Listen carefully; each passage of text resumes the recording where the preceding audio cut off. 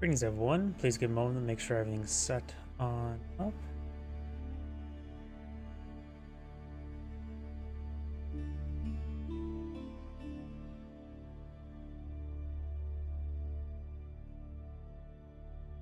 Like Twitch and YouTube is...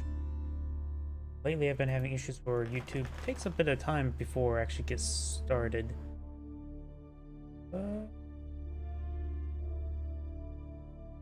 Get to the YouTube thumbnail. Oh, YouTube thumbnail is up to date.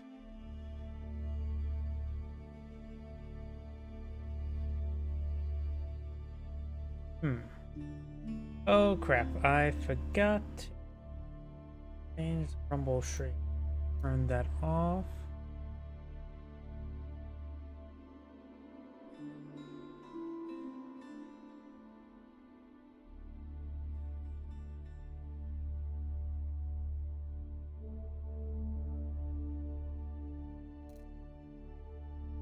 Rumble should be coming back online.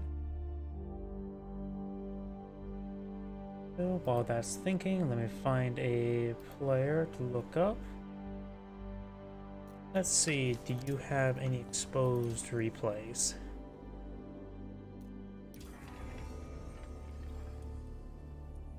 Looks like it doesn't say no matches. Let that load for a couple moments. Rumble, please work. Yep, you are working.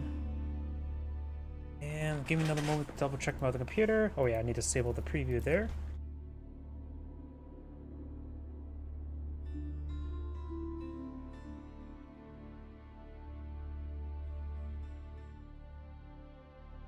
And looks like everything is good to go. So let's go get started. Let's find a replay. Could try that modded map. I need to sit down and try downloading the common mods or common maps that people like to use. Or custom maps. Here we go. 25 minutes is optimal. And let's go and get started. Drink is nearby.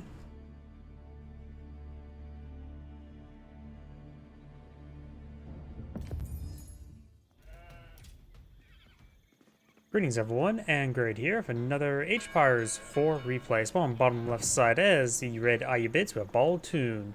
Spawn on the top right side as the yellow Byzantines, who's immediately going for an Olive Grove. We have Beastie.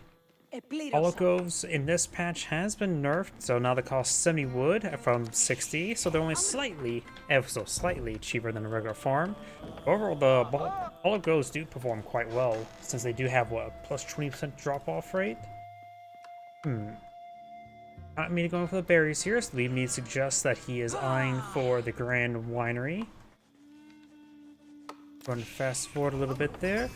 And I got the House of Wisdom and a House of Not Wisdom.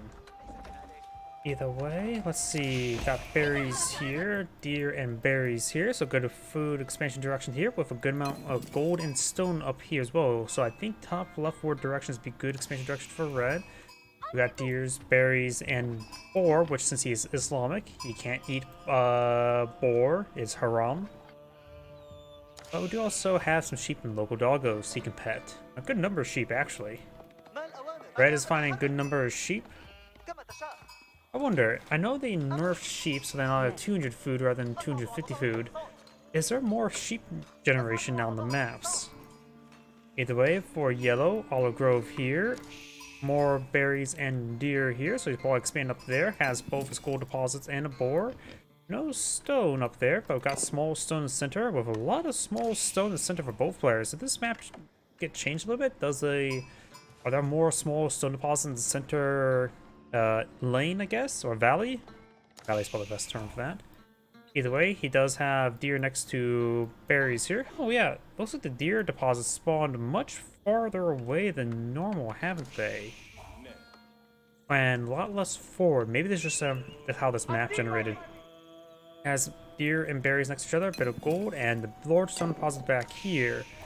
So both directions good expansion direction, but I think rightwards would be better than leftwards. He is Byzantium, so let's see. Sipahi could be decent, but Ayyubids tend to specialize in camels, in Royal Knights, and mercenary horse archers. Last one is the mercenary arbaletier, which could be useful. We tend to see camel lancers and Ghiloms, so mercenary arbaletiers could be a good option. Now do you have a line of stone, or not stone walls, aqueducts being flown in the field. Does have an outpost here. I'm thinking it's going to go for a fast fortress, or not fortress, castle, wrong Age of Empires. And now the outpost here. And looks like we do have military wings reinforcements, so it does have a Desert Raider. Does get a little bit damage on these villagers.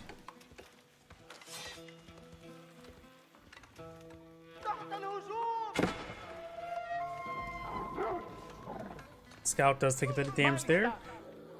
Scout engaging the local doggo. And now oh.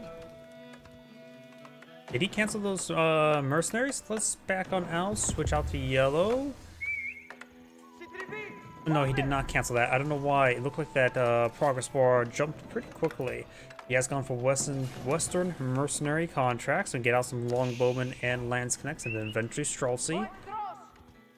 Lance Connects is about the weakest of the three. Streltsy always quite nice, as well as Longbowmen. And H2 Longbowmen are pretty nice in general, especially when for fighting against Desert Raiders. He's collecting up quite a bit of the berries here. So has a one Oligov, Limitani now deployed in the field. Not hard on Limitani just yet. I think just eyeing for our basic spearman here, just to stab stuff. After all, that's his job, it's just a stab. I'll probably just want to stab the Desert Raiders. Of course, Desert Raiders can still pull out their bow, and they do quite well with it. More Limitani being deployed in field. Got a round of Longbowmen as well. No gold collection, so he's not eyeing for fast castle. Blacksmith on the way. Do have a outpost with now arrow slits here. Arrow slits will be effective versus Desert Raiders. They have no inherent range armor. Hardened Limitani research now complete. And Limitani and Longbowmen push before. He does spot the Desert Raiders. Okay, just a scout moving by. I thought he was going to try to corral all those deer back home. Which I have seen this player do that quite a bit, of corralling deer with a handful of spearmen all the way back home. It's expensive for the investment, but spearmen are always generally quite nice to have. Desert Raiders may get hit there. He does. This scout nearby. Nope. Does get a volley there. And local doggo will get some bites as well. And the last of these berries is going to be consumed. He is aggressively collecting up. Looks like you can have up to 12 villagers collect a berry bush at a time. Never really looked into that, honestly, because I try to avoid berry bushes. Berry bushes are just a poor resource. They're a resource, but not necessarily a good one. But they are free, more or less. No additional olive groves just yet. He does have one olive grove at the moment. And now got more horsemen, or more hits there on these villagers. Not horsemen. And does get another outpost here, going for the arrow slit as well. Yellow's advancing way forward. Limitani push way forward with torches. He has quite a bit of number of Limitani.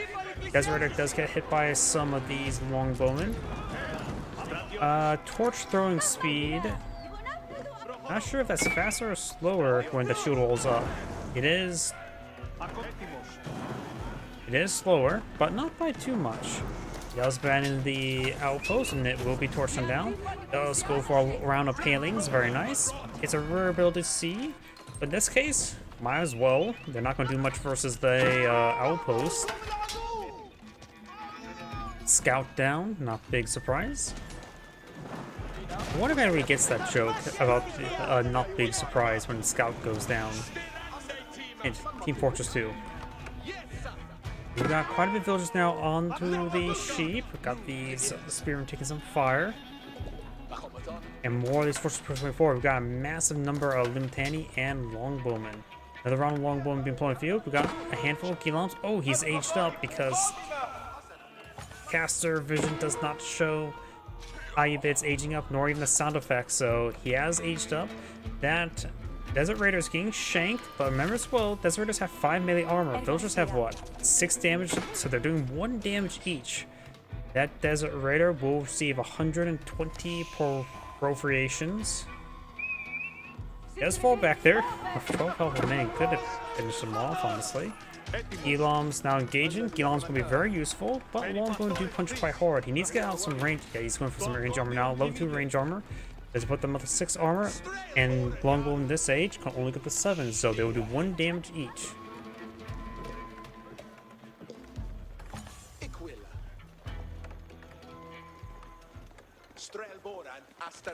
Gilams do move ever so slightly faster than regular man-at-arms, and Longbowmen do move at man-at-arms speed. Limtani engaging. One Gilam does go down. It'll be a death by 1,000 cuts, or at least 195 of them.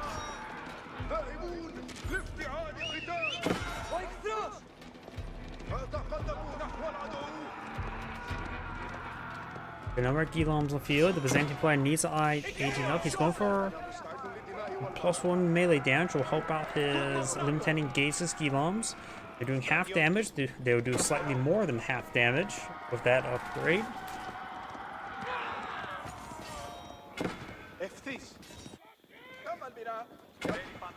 Couple more Gilams find these hits. Those Gilams can cause some big issues. Yellow's just trying to kill off some villagers. Red so far has killed off 4 of his opponent's villagers, and does have a secondary town center, I think? No. Ah, he must have aged up with economic growth. That's why he has so many villagers. Of course, caster vision or the replay system does not have Ayubit pop notifications. And I really hate that. I really wish they fixed it. Ayubit player is now trying to blow out some dervishes. He's also pretty low in gold, so can't afford to pull out any more Gilams. I only take 30 gold. It's not too expensive, but 0 gold is less than 30 gold.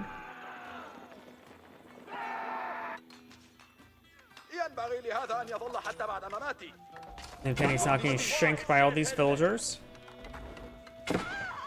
One villager does get stabbed to death. Longbowmen falling back, and now we've got the Byzantine player aged on up. And I assume it's Golden Horn Tower. Yes, it is. Of course, the first round will be the Longbowmen. Better mercenary contracts on the way. That will give the Longbowmen +2 damage. Greatly pushing, able to punch the Gilam armor. Going for 1 damage up to 3. And of course, +1 more damage will put them up to 4. 4 is not too great of damage, but it can be a good general purpose unit to say the least. Yep, now up to 9 damage. A full 9 out of 10.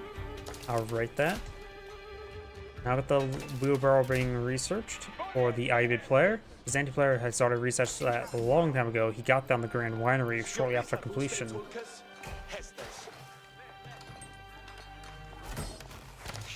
Here, crossbowman being put on the field. He can always go for mercenary Arbaletiers from the trade post.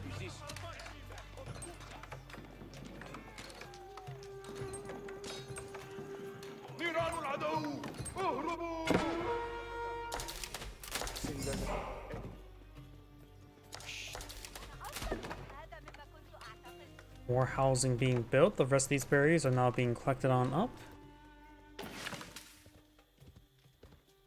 Blue or red, the blue person has picked up 2 relics. There's one there. I think this dervish was misrallied, so he may want to go to this relic here. Red has, oh, he has picked up this a relic much farther away, so this relic is obtainable. Yellow has picked up 1 relic. He's going to put that in the Grand Winery, but at most, Yellow will only claim 2 relics. Red should be able to claim 3 relics, no problem. Looks like these Lumitani are an attack move around, trying to hunt any four villagers who are collecting resources on the field, which is simply not the case.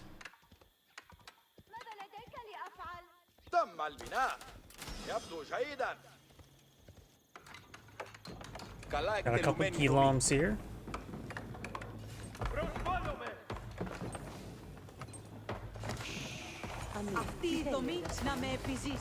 Got the Grand Winery getting the increased farming research going, and now got a mining camp for some stone being completed. Has already gained some damage there. Got the Ghilom being pursued. Actually, no, he's going to throw that relic into the monastery. He may be eyeing the gold for Asia, rather than get the olive oil for the mercenaries. Even though olive oil is probably a better resource to collect up with the relics, gold may be a little bit more useful in this age so he can progress his aging.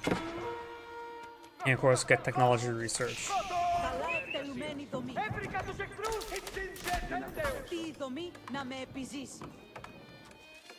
Elf has picked up another relic, got the Lumitani here. Archers engaging them. Mamluk's bravery has been researched. Or Sultan's Mamluk, I should say, that's the name of the technology. And Scout does get hacked apart, not a big surprise. Crossbowman falling back with some longbowmen and a Lumitani.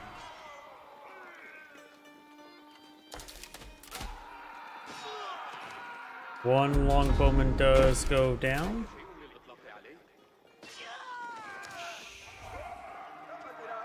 Right now, the Red's army is at 35 versus 35. Got a decent number of crossbowmen here, handful of longbowmen support, and Lumitani, or not veteran Lumitani as well. Right now, got some Varangian guard being pulled in the field. +1 range damage now being researched by the Ayyubid player. And now got a pair of the unique Mangonels, which I don't know how to pronounce. Manjanik? I have no idea. We do now have the longbowmen hacked apart there. And these Mangonels should be very useful against all these light units, and also all the archer units. Got a now Mangonel being researched by the Byzantine player. Monk goes down. Yellow's now claimed 2 relics as predicted. Both were inside the monastery. So we've got these Ghiloms here. Has Yellow seen them?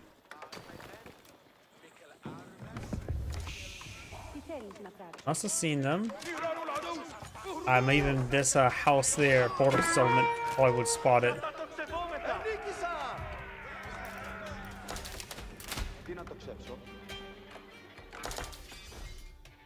I got a spring gold here. Yellow just has a good amount of ranged units.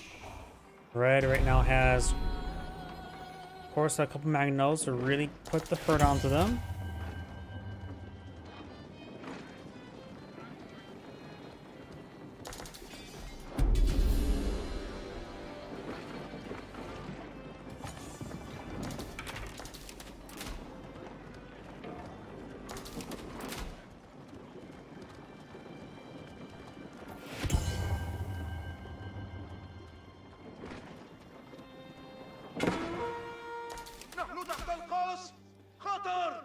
Elam gains some damage onto that Lumitani. Yellow will not decapture the sacred site there. Almost got completed, hence why he repositioned. Does cancel that unit there. Mangonel getting some hits. Does get a good volley there on some crossbowmen, allowing more breathing room for the Ghiloms. We got the Dervish getting some good heals there. Mangonels do stone the monk. Red has now pushed way forward, going for another Mangonel. Yellow does not have, I don't believe has a siege workshop at all in the field. Has a bit of stone, could guide for siege workshop. Collecting some stone now, maybe eyeing for a keep, but that keep is, or that stone deposit is almost consumed. It's not enough for a keep. Got more stone invested into some units. Got the incendiary barrage now being activated.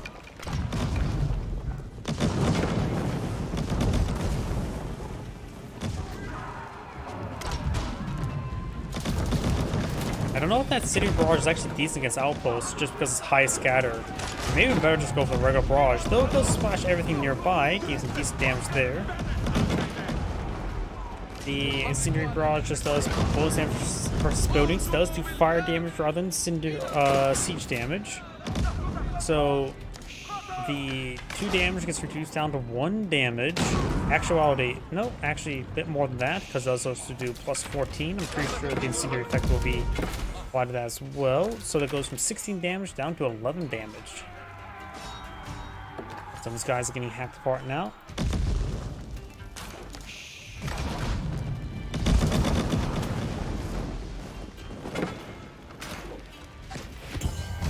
Now we got the much more rare Sultan Tower of the Sultan. Tower of the Sultan is a pretty good unit. It is vulnerable to spring golds, unlike other battering rams, and I don't even know what the range armor of a siege tower is, honestly. Tell me if you know the siege armor of or the range armor of a siege tower on the top of your head, because I don't. And to be honest, I'm pretty sure everybody who's going to be answering that question probably has never built a siege tower in their life before. Yeah. Either way, now I've got the Tower of Sultan advanced way forward. It does have 4 bows. It does have pretty good damage and range.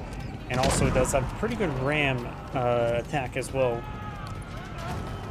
Tower of Sultan does take only 3 populations, so it is actually pretty population efficient compared to a handful of archers. This will splash down those olive groves pretty nice. That's probably the main effectiveness of the incendiary barrage. Hit farms and olive groves. Mangonel places firing away. Got number Sultan Tower. How the Sultan's engaged in that Mangonel placement. Bit of splash damage there on those crossbow on archers. Pilums have plenty of health at the moment. There goes the Mangonel Tower. Got a couple of these guys throwing torches against the Tower of the Sultan. Well, I actually don't know what the damage is because you don't really see. I guess it's 16. I think this is technically classified as a structure. Not sure. Good damage there, splashing down a little bit of everything. Longbow engaging. A large number of Gilans have gone down, just leaving a good number of crossbowmen and a handful of archers. Tower of the Sultan does offer good archer fire support as well. 4 arrows is quite nice. The Grand Winery is receiving some siege damage. Does get a charge attack there. And looks like it does take torch damage there, though, if I'm mistaken. Most of Red's escort has gone down. Tower of the Sultan does get destroyed there.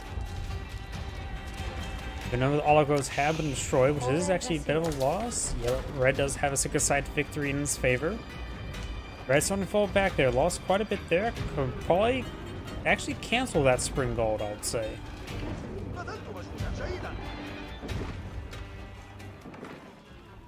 Yellow right now has 5 spring golds in the field, going for a 6th one. Going for more Mangonels now. Villagers migrating to this gold deposit, I believe.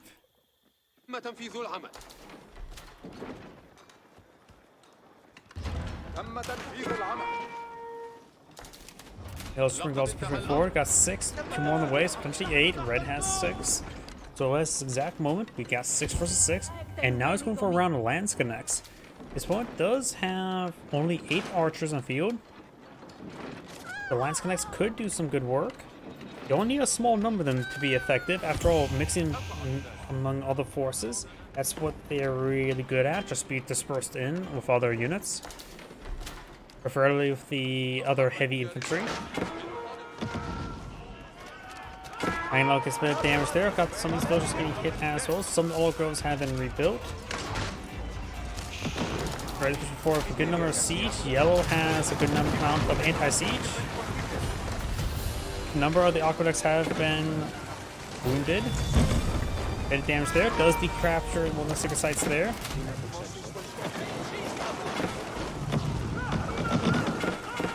And this siege push perfect forward. We now have a forward keeping pulled by Red.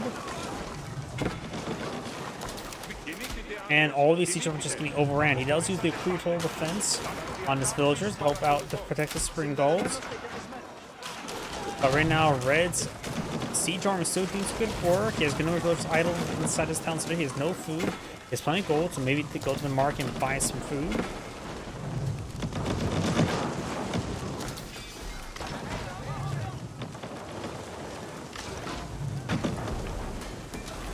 Many things have been quite damaged. All the aqueducts still up and going. You could use the Presidium to increase siege or damage resistance on structures, but that group of villagers got annihilated. And Yellow's back of the game. This is Angrade saying, thanks for watching, and on to the next replay.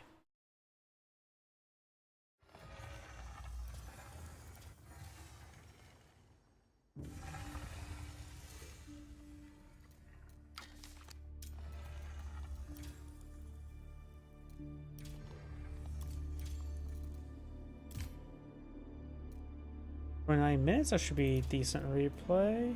Just want to make sure, yeah, a lot of recent games. Been a while since the last cast Order the Dragon. Dragons just deserve good head pats, that's what they need.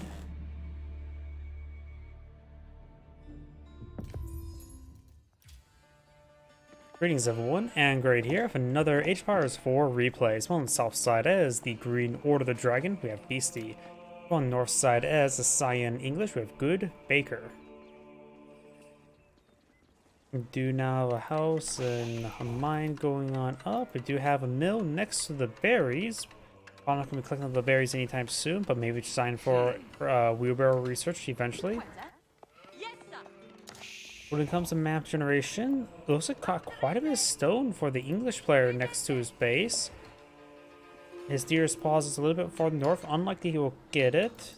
Well, I will not really get this deer deposit. With the mill next to the berries, he maybe is eyeing for potentially even collect them. Most time I say English players just don't collect their berries. For green, got 2 gold deposits here with 2 stone deposits, and 3 actually. So he has quite a bit of resources in this bottom left region. Additionally, if you look at his trees, it is providing pretty good natural boundaries, and that goes all the way to the edge of the map. So he can easily encase himself. Though his deer deposits are over here, pretty close by each other with a berry deposit, so it's probably a good spot for a secondary town center. With a bit of gold to boot. Many more cows not being pulled in the field.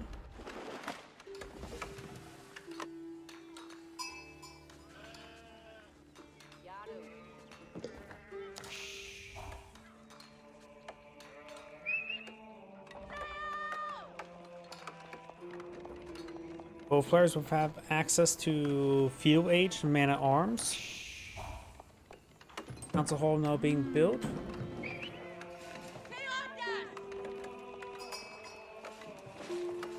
Cyan does claim a sheep there. He shall lead in the glory.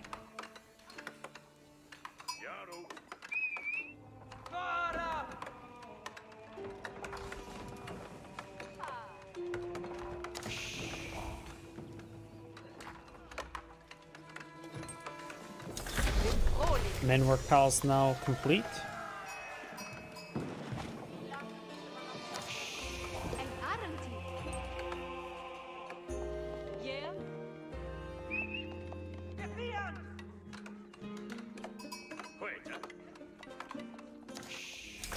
And now the council hall is complete as well.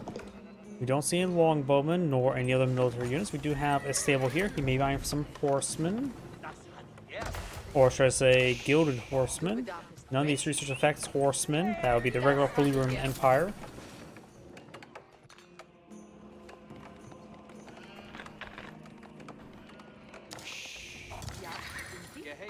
Green Scout is pretty forward. There's the gilded horseman. Gilded horseman, it does move the same speed as other regular horsemen. Base has twice the health. A little extra damage, a bit more attacks, and no, same attack speed. Way forward. Longbow do get a volley there. Of course, he does have +1 range armor research now. and has plenty of health. He does not have access to Age 2 prelates like Holy Roman Empire, so he will not be able to get this guy healed up in this age. Longbowman gains some decent damage there.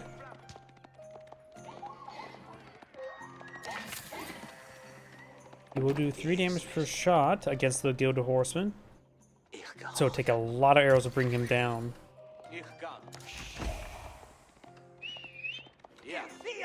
If my offhand math is incorrect, it will take 45 arrows to take him out. No, that's definitely incorrect. 90. Let's see, 90 is 30 arrows. And you do that twice, 200, so that'll be 60 arrows.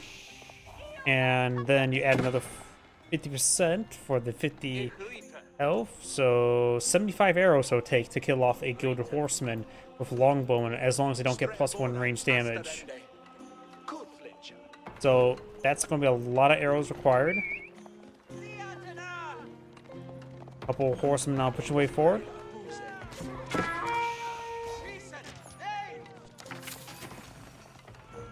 Good damage there.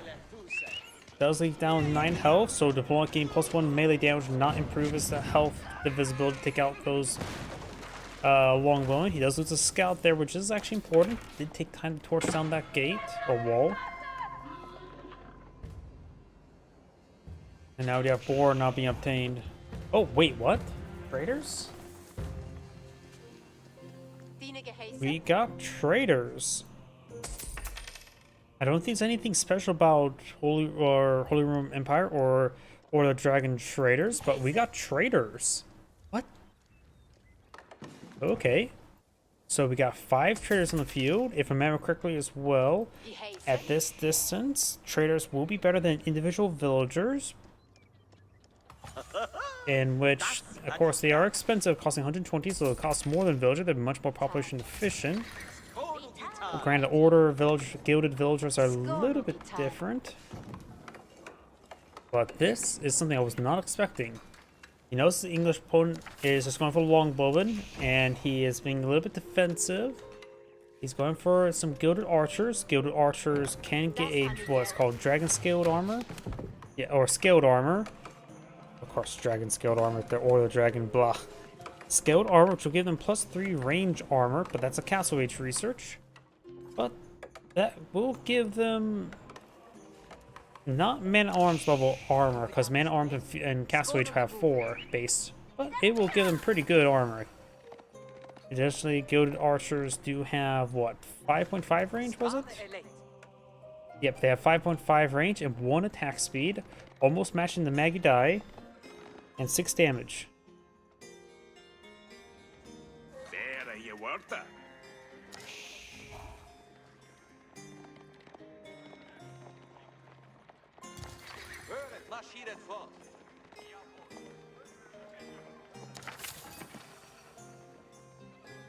Now we've got some English spearmen being pulled in the field, just engage the horsemen a little bit more effectively.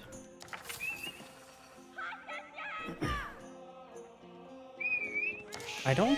It's signed seal as traders. Wasn't paying attention. Let's take a look. Of course, with our cast vision is not exactly great. The replays is not perfect when switching between players in Fog of War, so it's possible he could have seen the traders, maybe not. Let's see if we can click on them. They are going right there, not trying to move right here to for interception path, so maybe he didn't see them.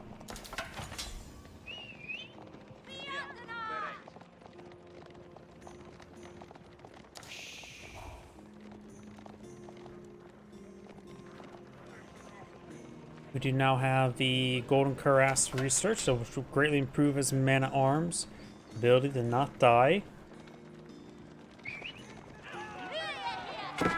He only has a handful of spearmen in the field.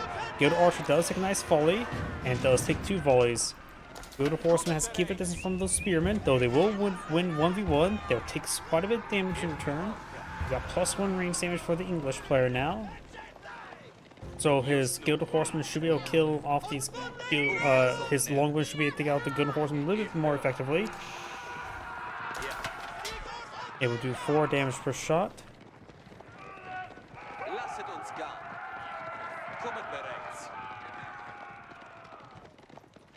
Now I'll take those Longbowmen to kill the Gilded Horseman in what, 51 shots? Either way, Scout down. Gilded Horseman now closed on in. The Spearman trying to engage him now. And so one of the Gilded Horsemen do go down. He's still trying to get some more of these Longbowmen. Very nice. A couple more Gilded Horsemen goes down. Sign has a much greater kill value now. That was not a super great engagement there by Green. He can always go. He is going to feel Aged Man-at-Arms, the Gilded Man-at-Arms. Longbowman straightforward. King's Palace not being pulled in field. I'm for more villager production. And he definitely may have seen the villagers there.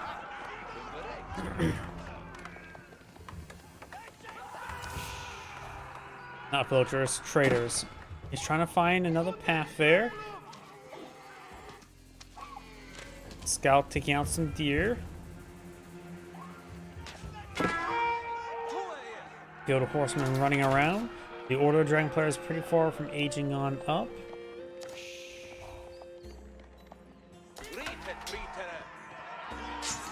Does get a good spear brace there.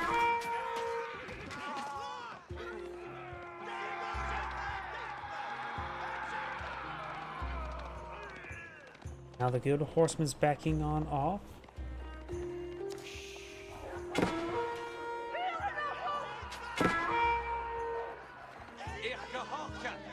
And right now the Gilded Horseman's backing off. Oh, just realized something. I forgot to change. I really didn't set up my live stream all too well. Because right now it says Age of Empires 3 on Twitch. Oops. I'm just out of it today, aren't I? We've now got the Gilded Horseman taking some damage here. Gilded Horseman does go down. Got good enough man-at-arms here. English player does lose that scout. Let's get a Horseman going on down. Green only has some Gilded Man-at-Arms. And now got a round of crossbowmen being pulled up by the English player. You may want to slow down a moment. He does have enough resource age on up. He's going for Regni's Cathedral. Delete something there. Maybe a little bit of walls. I have no idea what was deleted.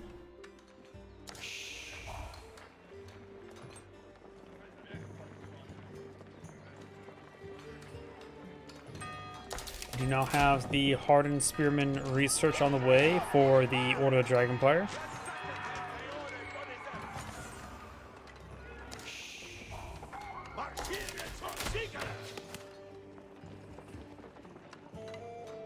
Got these more archer ranges being built. He's eyeing for more crossbone, of course. How many traders do we have in the field? 20 at the moment.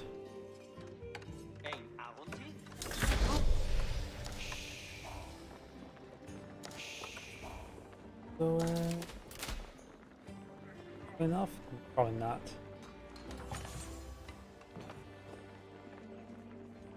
Gilded Man-at-Arms moving around, trying to find another opportunity to engage.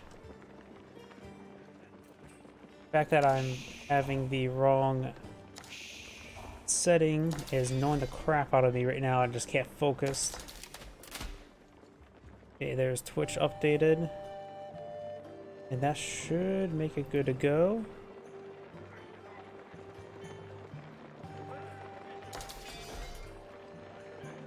And that should update that. Perfect. And we do now side and push way forward. Next is Relic. Neither side has picked up any relics at the moment.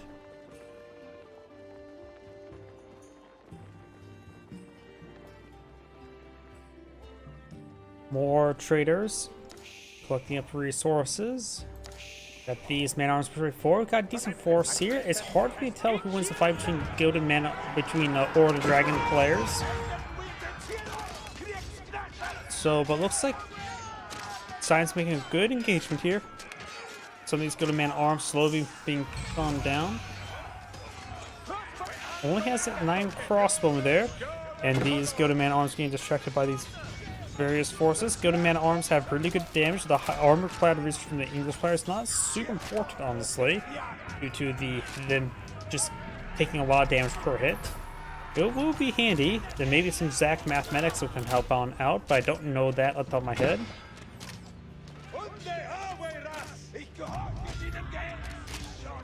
Does got another Gilded Man-at-Arms there. Do now have more. How many more traders is he? Yep, he's still bidding more. It's almost at 30. So he's gonna maintain great gold income. Now think about it, since he's gone from mass traders, I'm sort of surprised he went for the Regnese Cathedral for more gold generation, because he's not gonna have any trouble with gold generation. Deer down. Of course, the deer are a little bit split up. But he does now have another mill on the other side there. And he has a good number of those villagers somewhere. I'm not sure where. They're pushing farther forward than berries. Got these crossbow moving around. They've got an Elk Bach Palace on the employment field. They're rarer of the two landmarks for the Order Dragon player. It's a keep of 50% extra health, and buildings near it take less damage. May could build a town center next to it as well to get the emergency repair onto it, making it very, very resilient. Got some prelates push way forward. We've got 3 and +1 relic. Zion may only pick up 1 relic, so effectively green's going to have 8 relic income, which is going to be quite significant. Capture that secret site there. Elk Bach Palace Exploited Field. The English player is not going to be prepared for this. Now think about it, he does not really need Palace of Swabia, or the dragon villagers are nice, but he's also got a good number of traders on the field. Elk Bach Palace is going to receive a relic there, so now has even more health and armor. Going for a spring golden placement, might as well.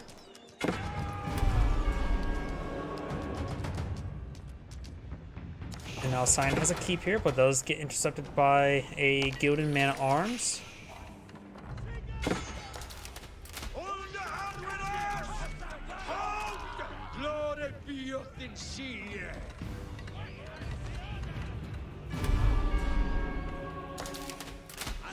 Multiple sacred sites have been captured.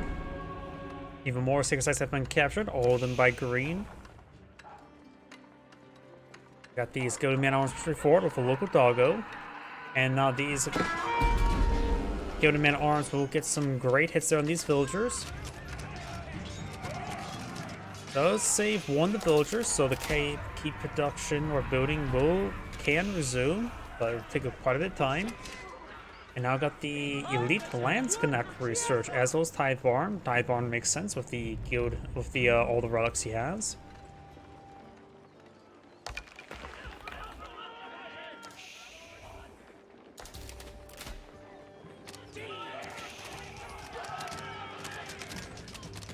Gilded Man-at-Arms can be picked off one at a time. He is at Elite Man-at-Arms. English players has almost enough gold to age on up. Needs a lot more food.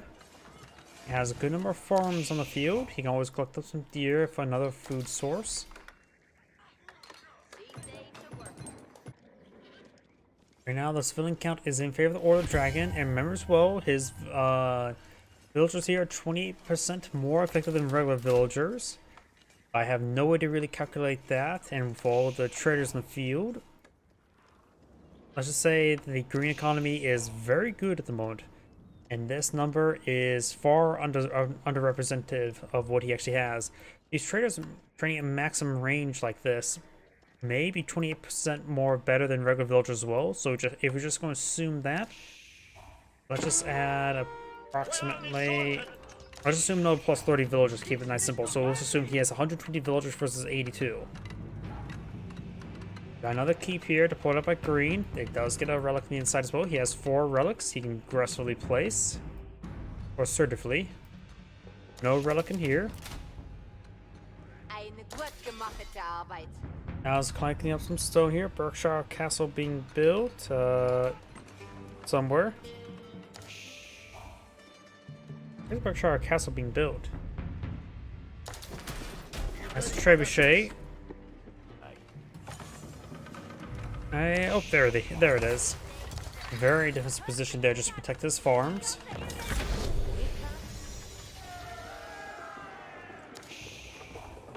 Trebuchet is now engaging the keep here.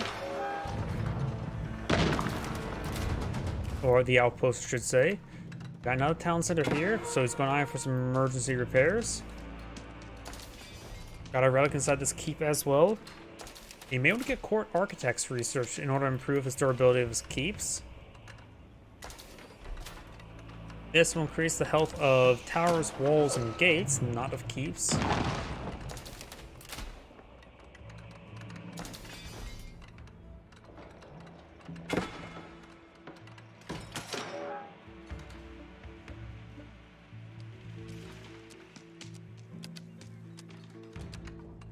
You now have slate and stone construction on the field being researched. And all of his buildings +5 fire armor. Keep on the fire. Emergency repair is now available. It does repair up to 3,000 health.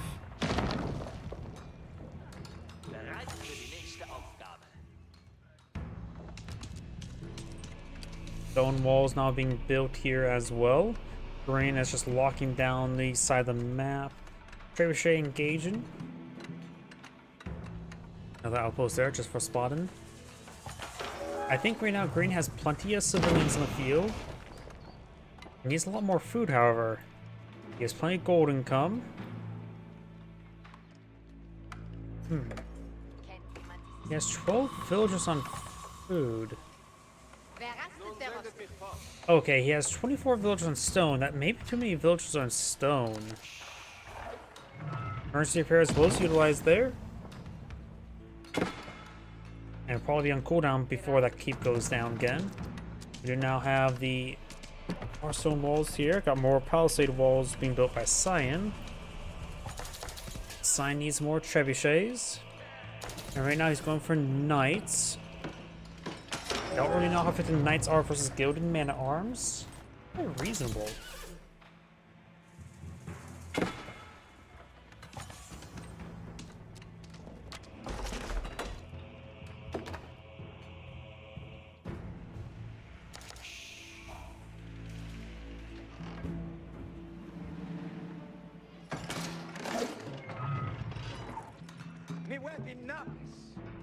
We do now have the elite crossbowman research on the way. Core architects are being built as well. Oh yeah, emergency repair just now got off cooldown. He still has plenty of health as well before he needs to use it again.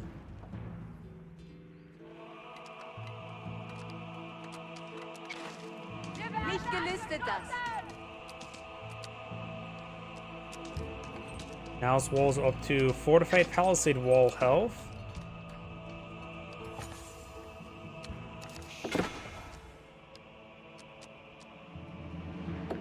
Elite man-at-arms in the way for the English player.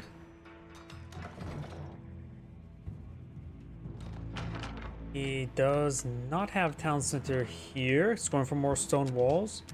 No town center here as well. Plenty of gold there. He doesn't need gold. He has too much gold at the moment. This green scout will spot these knights. 2 trebuchets now engaging. Emergency repairs has been recently utilized.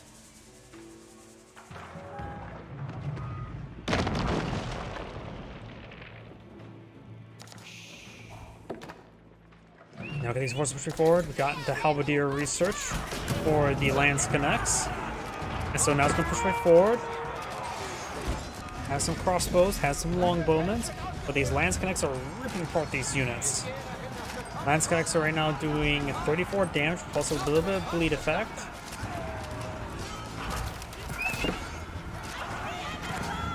Knights also engaging here as well. Got the elite English Knights now floating on the field.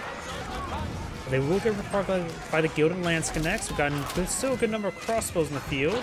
Longbowmen would be a little bit better in this situation, against Lance Connects at least. Against the Gilded Man-at-arms, crossbows still would be pretty useful. The English player could try going mixing in longbowmen and crossbows, or eye versus hand cannoneers. But right now he's having trouble remaxing, so bump hand cannoneers are probably not a great idea. Prelate's going on down. We've got the elite knight research on the way for the Order of Dragon. And I also got the siege engineers for the Order of Dragon as well. Villagers taking time to repair up the keep. And now got the War Horses. Gilded Knights take 25% less damage when charging. You know, I actually forgot that research even exists. Because let's be frank, even all of the see Gilded Knights, Elite Gilded Knights, the times you do see Order of the Dragon. Most you see is some sort of Lance Connect play. One of the man-arms to go down there. 2 minutes remaining. The English player may want to get out. Okay, he's going for the geometry to increase their damage. Now got a second keep being built on the field. Does not have siege engineers. I think he needs to go for a round of battering rams. Order Dragon players pulling out more Lance Connects and more Gilded Knights. I wonder, does he have... He does have the army tactics. Excuse me. Crossbows do take a nice bit of damage there. The cannon right now is doing 99 damage. These guys are having 99 issues. And one big bolt, which will one-shot those crossbowmen. You know how these man-arms were before? He's going to need dogpile on the Sacred Site to decapture it. Right now he's at 15 torch armor, so these man-arms are not going to really avoid trying to torch it down. Have 20 torch damage, so we'll do 5 damage per torch. Not great. Now I got the elite armor tactics for the English player. And spyglass there. Got these Gilded Knights trying to get, or not Gilded Knights, but either regular Knights engaged in the outpost, so it'll take a bit of time to torch down. It does have 10 torch armor, fire armor. Man-arms not engaging, got the Gilded Knights charging way forward, doing 45 damage per strike, and they have 552 HP.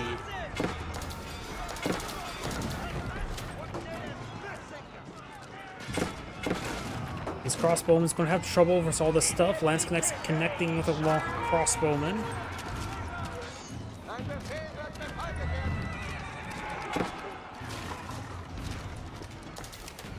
And yeah, Green has 35 seconds to stall out the game, which I don't believe he will.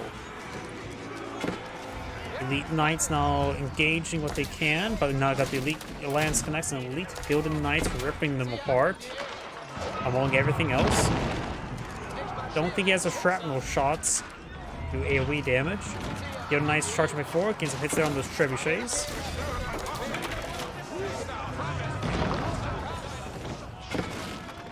And all those weapons are going down. And that is going to be the end of the replay. This is Anchorhead saying thank you for watching, and on to the next replay. Before I start the next replay, I do need to use the restroom. Please give me one moment.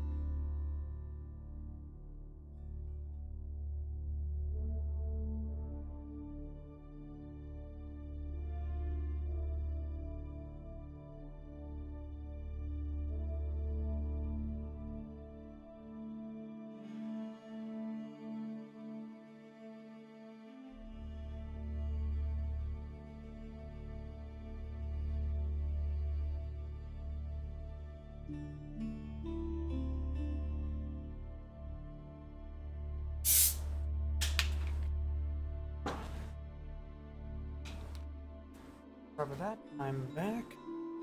Go on to the next replay. Let's see now.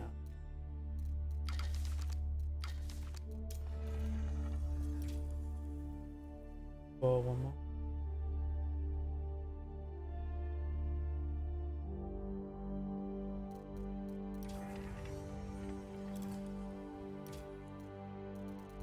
Let's see if there's any other good, decent length replays. Oh, we can do that one. Ottoman versus Rus. Already casted 2 of his, so almost has a little bit hesitant doing a 3rd. Maybe see something a little bit longer, maybe of civilizations you don't normally see. This one should be decent enough. Then we'll play on to another player. He has a good number of decent length replays we can perhaps see view.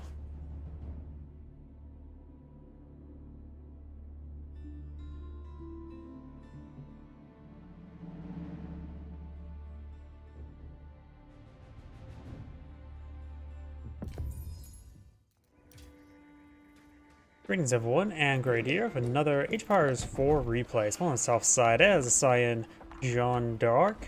We have Kill Jardy. Spawn on the north side as the Red Holy Room Empire. We have Beastie.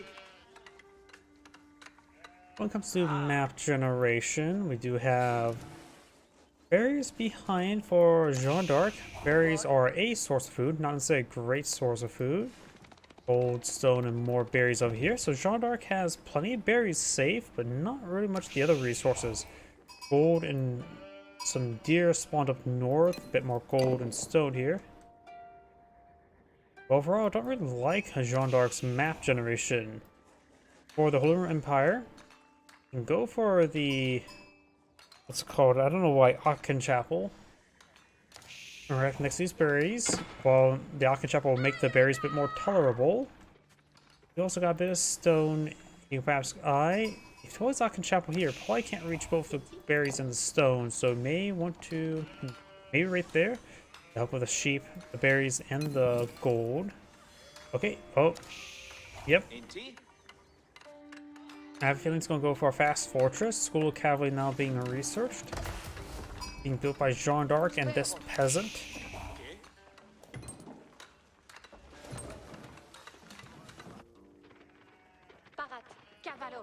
Cyan has a good number of sheep here.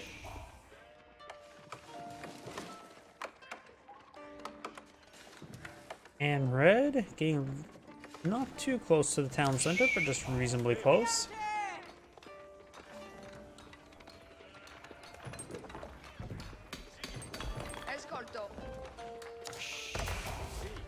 Little Cavalry is almost built. Aachen Chapel is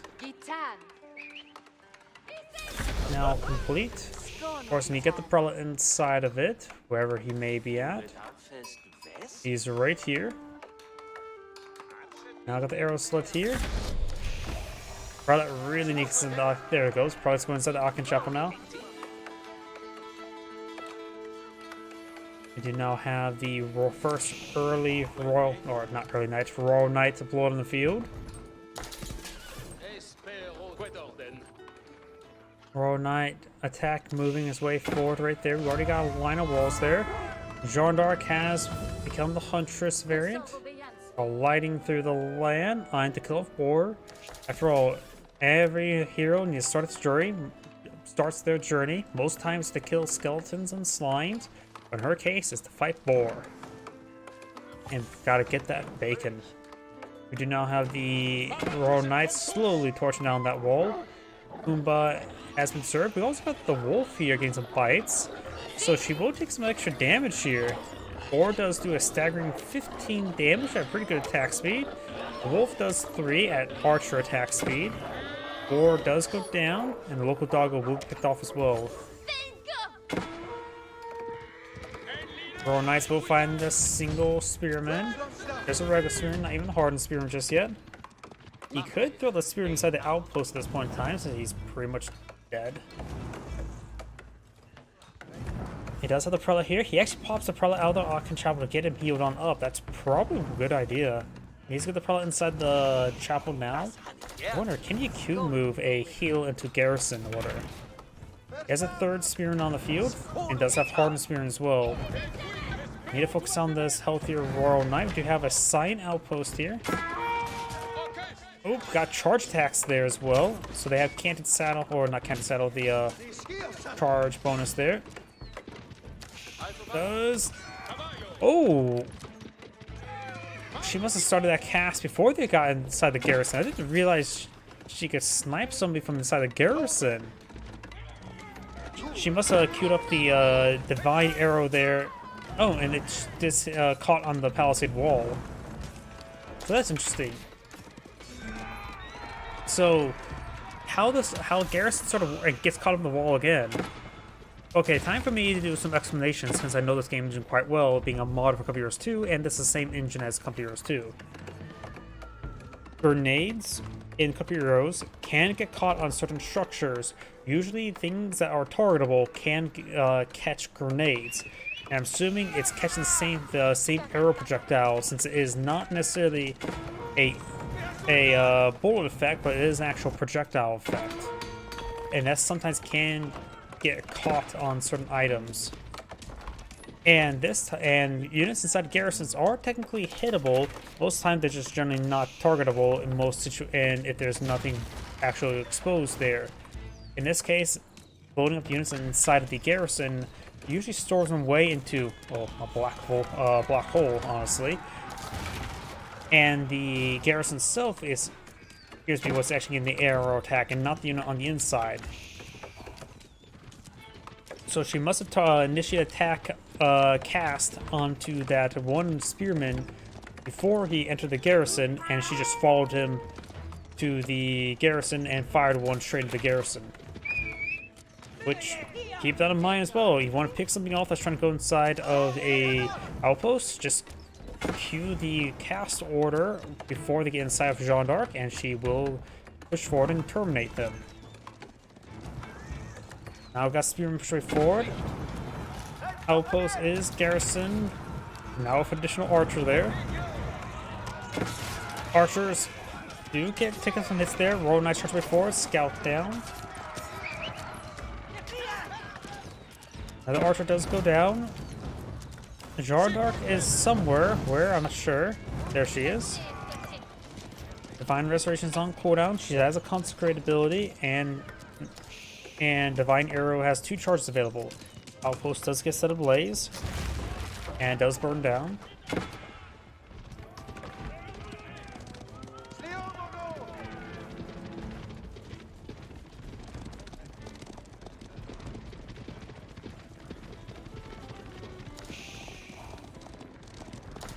Now the survival technique being researched.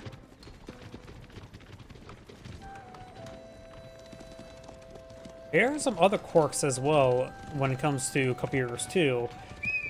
If a unit is inside of a vehicle and they get out of the vehicle, they can actually draw fire of abilities such as a Satchel Charge or a Panzerfaust. Why it does that, I have no idea. It's when usually those are targeting the vehicle itself and not the unit in the vehicle. Villager gets sniped, very nice. Will that ever make a case in this situation? Probably not, unless there's some sort of... Actually, that could actually potentially happen with the Shinobi Sabotage ability. Now, thinking about it, if they try to sabotage an outpost and the unit gets out to draw the torch for the Sabotage ability, could actually possibly happen. But that's the only unit in the game I can think of that has a castable ability target a structure.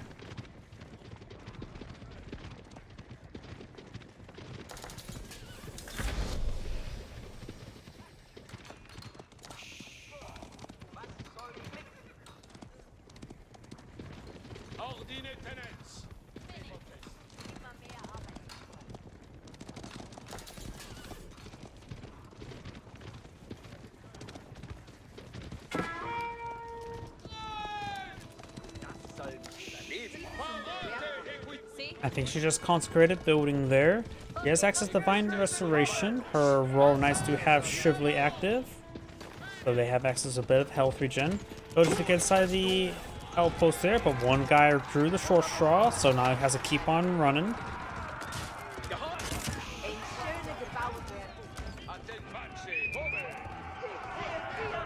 Royal Knights backing on off. Archers getting peeled off a little bit. Do have some nice blood by the Holy Room Empire player.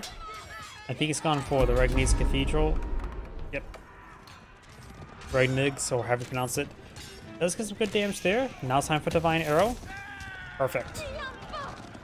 I wonder how Jeanne d'Arc's experience. She's over halfway there.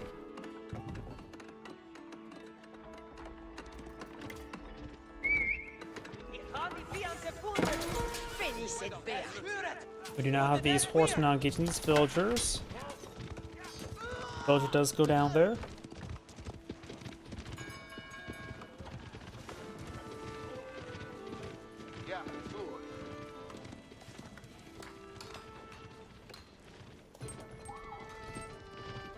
We do now have exiles being researched by Jeanne d'Arc. Royal Knights charging way forward.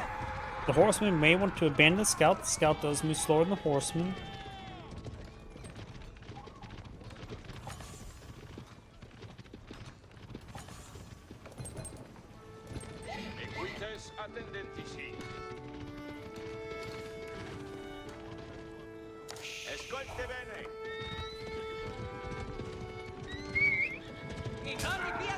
Does get a good charge hit there.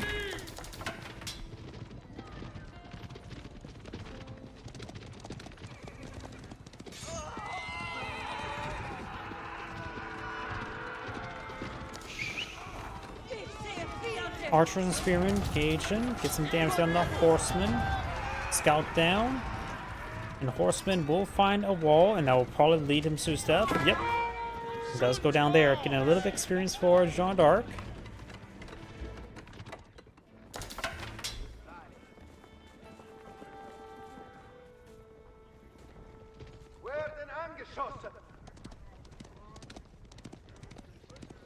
Relic picked on up as well. Guys got this relic sort of camp there. One relic's over here. This is going to be very safe for Cyan. This relic is contestable by both players. I don't know where the last relic could be at. Oh, it's right there. Actually, no, that was a... Yep. So we got now... Potentially Reddick can claim up the 4 relics. Spearman Gage does take a bit of charge damage there. Royal Knights charging way forward once again. The Divine Arrow was utilized, but I don't think that one actually properly connected. Spearman do take a good kill there.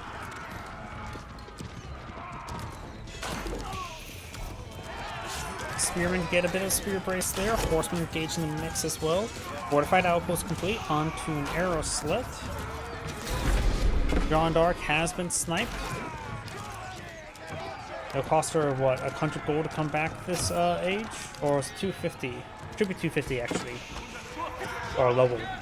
Guild Hall now being built by Jeanne d'Arc. Can't invest into Jeanne d'Arc again until Jeanne d'Arc gets enough gold. Yep, 250. Goes goes for 100, 250, 500, 1000.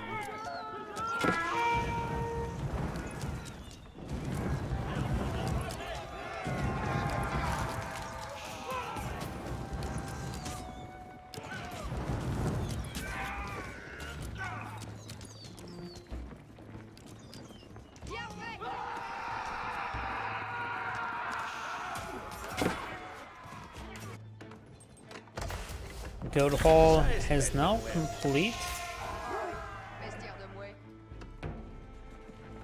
Got some Arbaletiers now being on the build queue as well. Golden Empire player has pretty much no military units in the field. He's not either building more units, going for the standard man-at-arms research. Did he complete that or did he actually cancel it? I saw it up there. He's going for the heavy maces now, so he's probably going to go for... It's pretty common to see Holy Empire to go for his man-at-arms. Holy Empire is one of the infantry civilizations. Roll nice falling back with some good health regen going.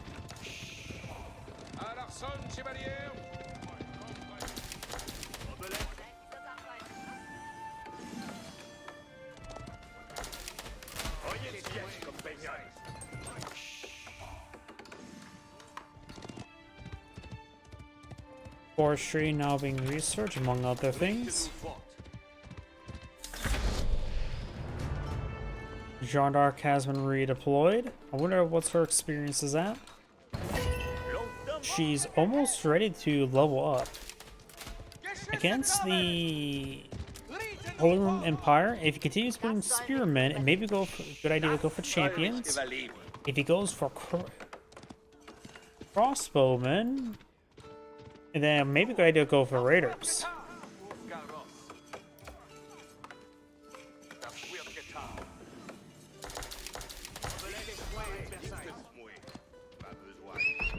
House of Swabia now aging, being deployed on field by the Holy Roman Empire player. You got the Royal Knights coming forward as well.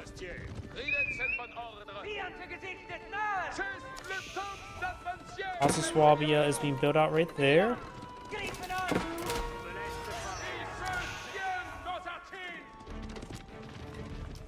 Horsemen, Knights moving around. Does take a Spring Gold hit there.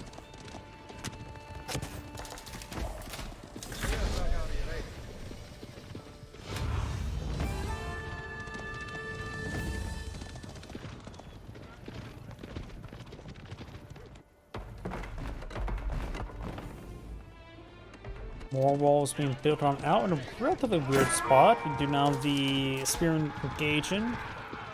Go try splitting them up to engage those horsemen. We do have no elite research just yet. Going for a couple more horsemen.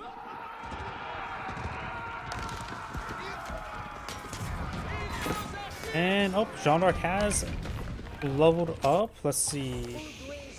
Looks like she went for the champions. Yep. She can now pull out champions. And Divine Arrow does get a damage increase. Now it does 100 damage per bolt, which is not enough to one-shot the Spearman. Gets pretty close though.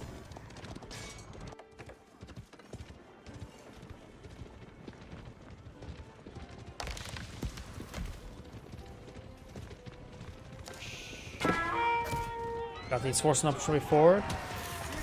One Spearman does go down. She does spam out the Divine Arrow. Might as well. Most of the time people don't really spam it out enough. She has one charge now, Divine Arrow, has one charge of Consecration. And some of her units are quite wounded. Maybe a good idea to just use Divine Restoration right now to get that ability on cooldown. We do now the companion equipment.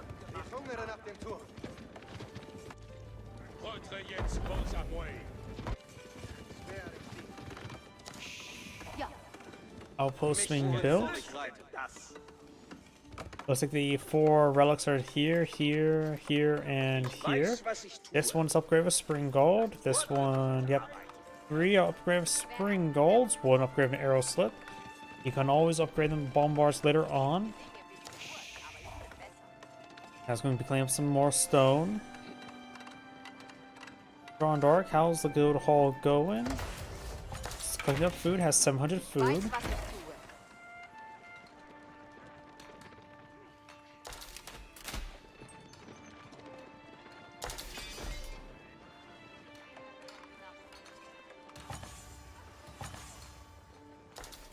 More research now being completed. Jeanne d'Arc's now eyeing for Gamison's research. We'll give her Spearman or Arbaletiers +5 armor, making pretty much damage resistant and vulnerable to his opponent's Spearman. And now the keep is going on up.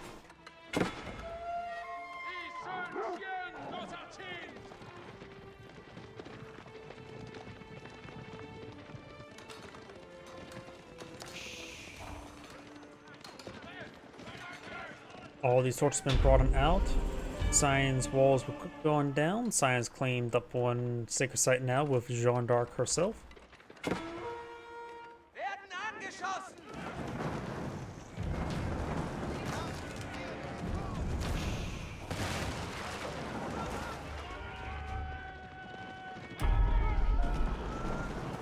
Outpost taking fire now, literally. Local Doggo takes a stab.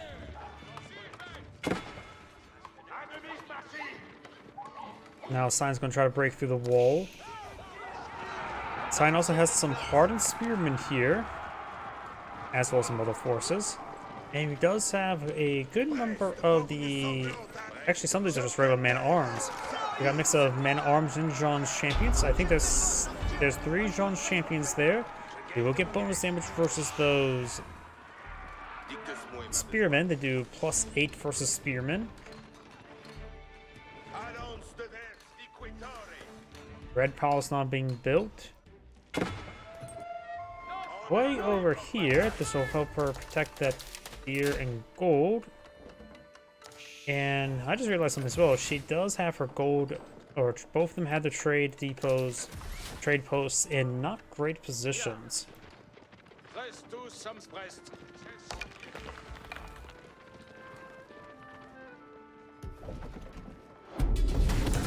Another keeping built out here by Cyan.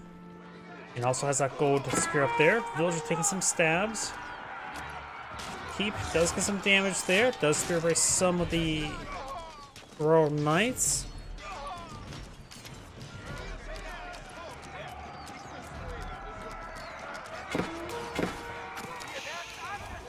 Spring Gold placement, or Spring Gold itself, firing away. One of the villagers did go down there. And Cyan does have a decent sized force here as well. But we got these horsemen and spearmen moving around. The Red Palace is almost complete. Now it is complete, and we'll rip apart all those units. So as right now, all the villagers are garrisoned at the same time, so they will fire massive volleys. It's actually not great. Golden Empire player has a massive reserve of resource at the moment of food and gold.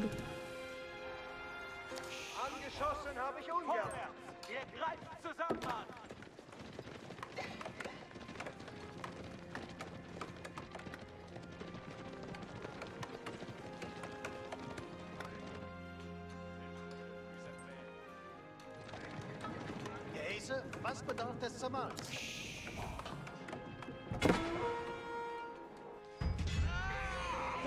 Horsemen down. Got these forces now pushing down south.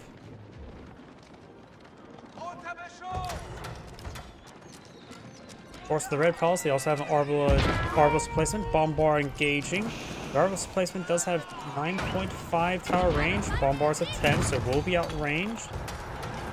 Spring Gold's getting hit there by those horsemen. Got some man arms and spearmen now engaged as well. They're still just hardened spearmen. Keep does get set ablaze. Horsemen will go on down. And looks like Jean d'Arc does go down. Maybe gets redeployed for 500 gold. And the keep does go down. Bombard does take some severe hits there. Forward, got some man arms and Jean's champions mixed on in with the ground forces. Privateer is firing away with some archers supporting. And there goes the bombard to this last remaining Spring Gold. Jean d'Arc's firing away, could just throw some divine arrows.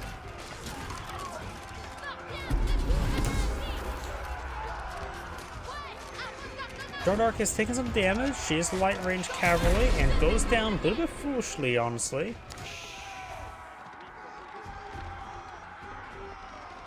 Jean d'Arc does have enough gold to redeploy Jean d'Arc.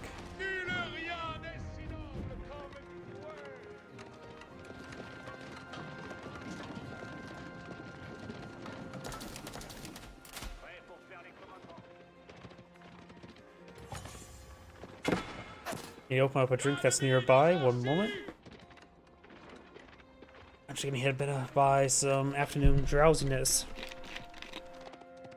And plus I'm getting... my throat's getting a little bit scratchy as well.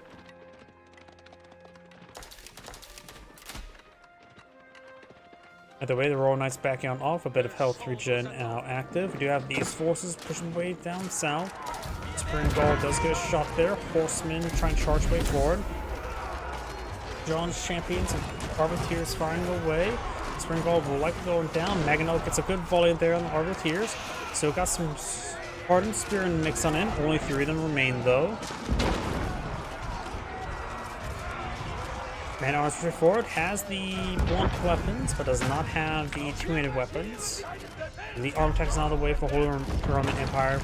At this point in time, he probably should get out the two-handed weapons. Two-handed weapons will give him +2 damage, for the blunt weapons only anti-arm or anti-heavy tool.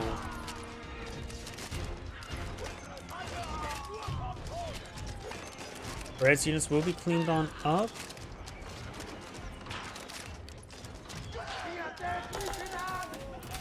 And we got a good number of yellow villagers there for some odd reason. Red has oversupplied villagers, has 156, and also has 2,000 stone. So maybe eyeing for a pair of keeps. The Red Palace or keep right there. Monk will be stabbed or shot up. And Jarnark has been redeployed. Villager trying to find another gold deposit. He does have 4 relics, so he's going to get some great relic income, that's for sure. Biology not being researched for the Holy Roman Empire player. We got Consecrate here, and actually is deploying out John's champions. Bombard's engaging the keep there. Horseman charge way forward. We got stone walls. And a keep going on up. Archers now engaging. Man archer forward. Keep will be built here. I think he goes to some walls there just to prevent horsemen to overrun his bombards. But still got 2 bombards here. Keep does go down. Villagers getting hit now. Most of Red's army is dead. I think Sign will win out the fight. He may lose some villagers. He has 120. And some of these units are from the villagers I can hit. Red does pull out Keep here. Iron decaptures the sacred site. Of horsemen there as well. He does have boiling oil. Red's up support of a large number of villagers. So has over 1,000 stone. Enough for 2 keeps, 1,800 stone. There's one, and an outpost. No stone left there. No stone left unturned here. Okay, that was a horrible joke. Got a keep being built here. If the Arbalest placement does have good defensive position, plus there's a town center here as well, which does also have Arbalest as well. 2 Arbalest placement will provide quite a bit of fire support. And I got chemistry for the Holy Roman Empire player. He is building town center here as well because he is Holy Roman Empire, which means emergency repairs. Villagers taking some hits there. And Cyan is backing on off. Gold being clicked up there. Going for quite a bit of infrastructure. Triple mine. He really wants to collect that gold. He's going to seize it. And he has plenty of gold in store as well. He's just trying to collect the gold denied from his opponent, I believe, at this point. We also got 2 gold deposits up here. This one's down to 2,600. This one has 3,000. So decent amount of gold is still in the region. Red's now, or Science now pushing his way forward. Towns are still being built. The villagers are still migrating. They do migrate in herds. And still no 200 weapons by Red. Oh, the villagers are starting to get bopped. And the mining camp will be built as well. And we got at least one, looks like 3 villagers building that, nothing building that outpost. I'm just a little bit concerned. Cyan's not evacuating villagers here. He wants that gold. He's willing to sacrifice villagers to get a little extra gold. Does destroy the mining camp, which means now they have to grab a load and go.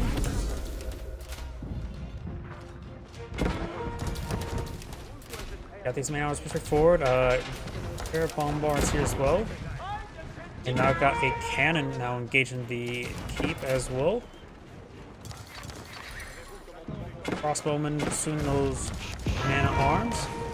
Cannon goes down. Remember, these are regular cannon, not the royal cannon, so they don't get the artillery shot ability.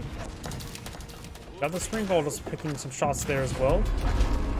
Does get a kill there. And we got all this built. All 4 of those mining camps, so he will have great drop-off capability. I think 4 is a little bit overkill. And Cyan's go for a keep here. Cyan needs to get those villagers inside.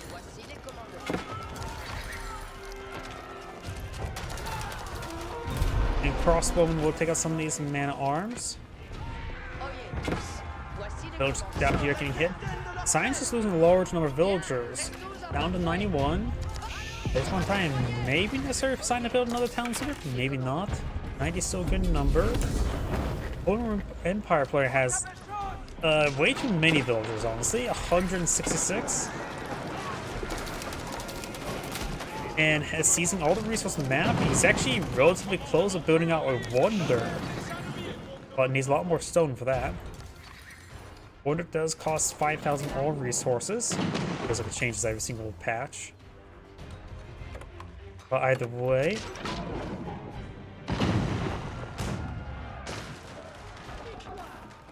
So yeah, the Holy Empire player does need more stone before he can get out a wonder, and I don't think there's any stone left on the map. There's a little bit over here. And 4,000 stone is a very tall order for a wonder.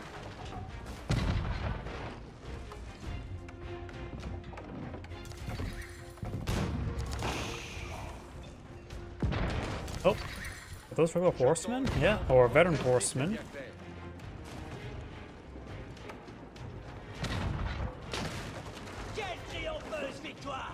See how close Jeanne d'Arc is to leveling up. She has all of her divine arrow charges, has another charge of consecrate.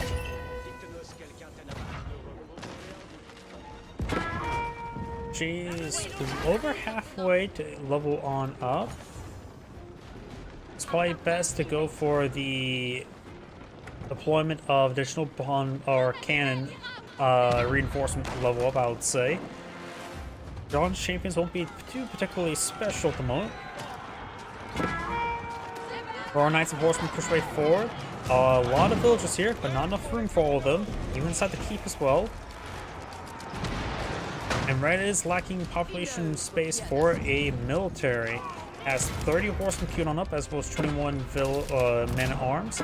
Besides, we're losing villagers here. There's still a score deposit here with 800 gold remaining. There's going to be a lot of defensive arrows here, but Townsend is already going down, and Reddy can lose those villagers. In fact, it'd probably be a good idea if he loses all those villagers. Villagers charging before, trying to torch down some of these siege weapons. Very nice. This cannon is severely wounded. Cannon took 2 torches there. He's still alive at 2 health. One of those siege weapons do go down. We got some massive number of culverins. I didn't see that. This guy has 4 coal in the field, 3 more on the way. Culverins are expensive, so you may lose a good number of them though, right here. The horsemen and knights are on top of them. And see big, massive experience waves there. Jeanne d'Arc's probably pretty... There we go, she levels up. Deploys out Bombard there as well, and does use the Valorous Aura, increasing attack speed of all of her units within 4 tiles of her. She also has now a pretty good hand cannon, as well as capability as basically throwing grenades, or firing grenades. Arbaletier is getting some great work there. The Valorous Aura has subsided. Jeanne d'Arc also has a good amount of health. It says minus plus 18, red 18 for some odd reason, not sure why. Arbaletier is a good job. It must be crossbows Xerox has been researched. Yes, it looks like it. Horsemen trying to push straight forward as well, but still a good number of Arbaletiers here. She has taken severe damage to Jeanne d'Arc. We do have now flying 2 native weapons to research. Passive's now active there, which will give her the Arbaletiers an increase in range armor and range. Won't help against the horsemen.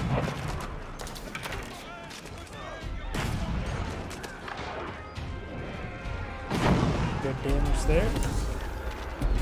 And Jeanne d'Arc, of course, has gone down. It'll take her 1,000 gold to recover her. Jeanne d'Arc has 1,000 stone and 6,000 wood. That's definitely way too much wood. Needs more of all the other resources. Currently, too many villagers are on wood. Well, I can shrink it down just to like 8 villagers on wood. Got a massive number of farms there. Very good. I would say throw more villagers onto food.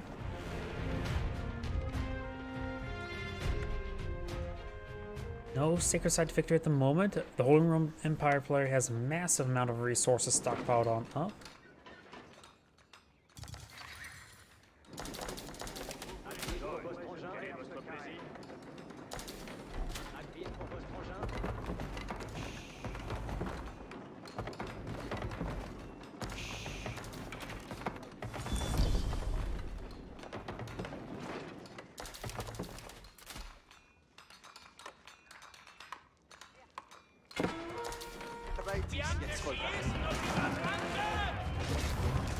Now we've got some battery rams not being pulled on the field.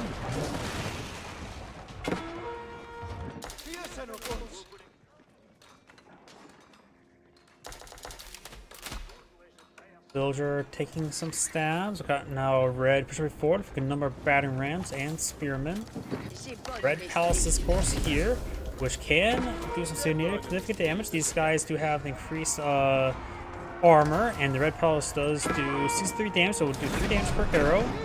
But thanks to Siege Walks, a plus 10 range armor is going to be very important. Horsemen charging way forward to engage those battering rams. That should make short work of those battering rams. The Red Palace is, of course, engaging away to work for all these spearmen, no problem. The Red Palace should be fine enough. Though, may want to get some repairs onto it.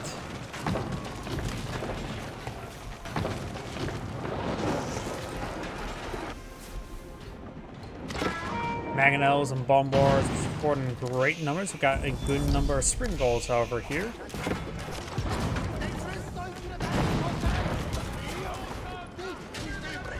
How close does it go down there? We've also got a Vulcan here. There's good quality there. Spring Gulls can be hit by the Mangonels.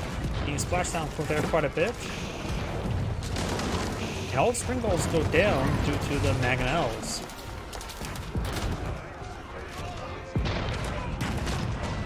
Bombard engages the Mangonel there. Revolcan fires against that Horseman. Right now the Horsemen do have what? 7 range armor. Revolcan does 50, so that's plenty. It can overcome the armor, no problem.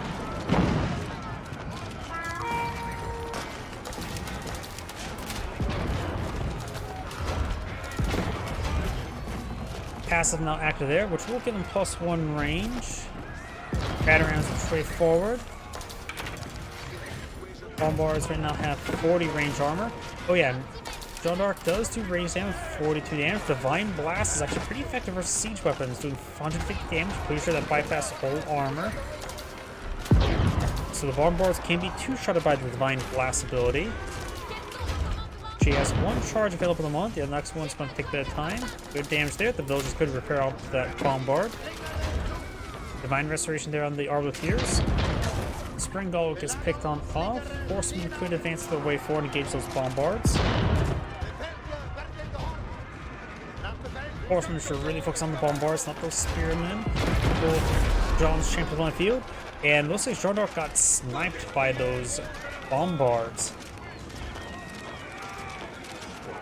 Jeanne d'Arc does have less damage, has damage resistance against range attacks, but Bombards deal siege damage that must bypass that range resistance.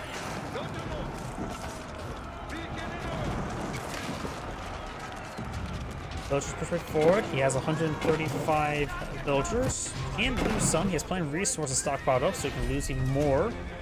He probably can go down 80 villagers to be just fine.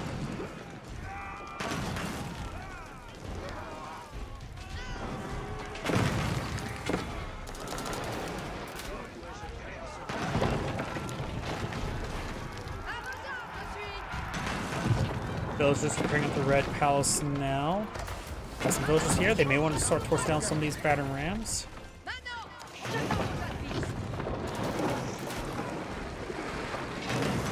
And now the Red Palace is taking some severe damage. Spearmen push way forward.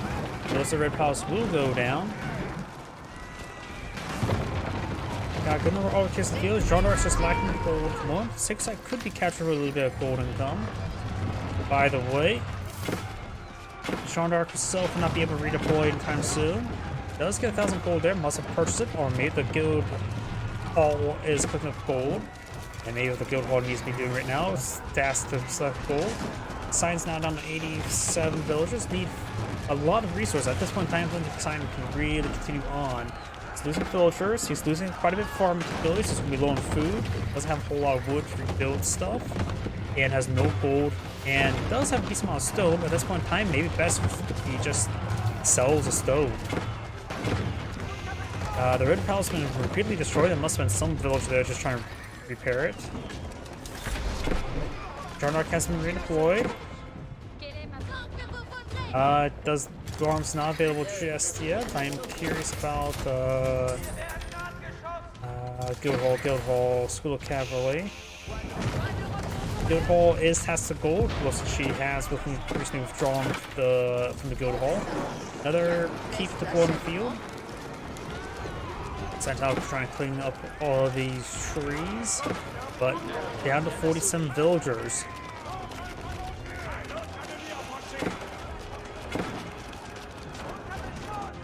Respiratory Force, some various units there. Has some horsemen engage the horsemen. But we still got a decent amount of spearmen for the Holy Roman Empire player. Notice his opponent's low on gold, so going for mass spearmen to engage the horsemen is a good idea. Horsemen push straight forward, and we'll find a whole mess of a number of defensive emplacements. Most are just so armed with spring golds for relics. We also got a keep here with our relics as well. We do also have a round of traders being pulled on the field by red, trading relatively not great distance. 27 gold is not great, but it's better than nothing. Though he has 10,000 gold at the moment, so I will cool it off on the traders a little bit. Decide how to push way forward with some battering rams. A good number of arbiters in the field. And we still got the spearmen push way forward. Oh, we got a sheep there.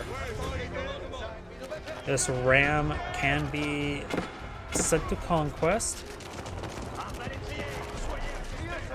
Not any ordinary sheeple he is. Now got these batteries moving forward, taking out some more outposts.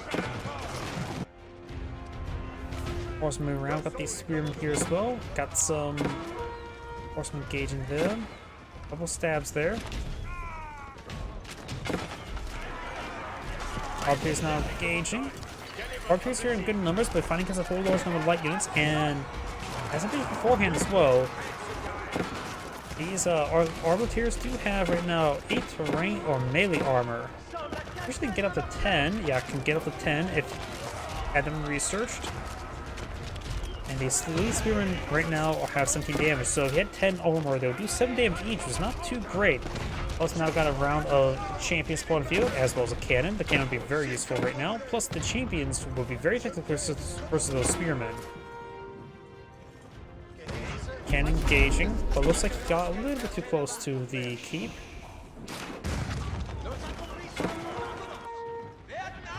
Yes, inside the Red Palace has been fully repaired. And these horsemen and spearmen will be ripped apart. The arrows or bolts are coming in staggered, so they will get great disbursement there. Battery rams flooding their way in. Good Defiant Blast there. Massive falling in the Arbiteers. And the cannon does go down. We've got just a good number of Mangonels here.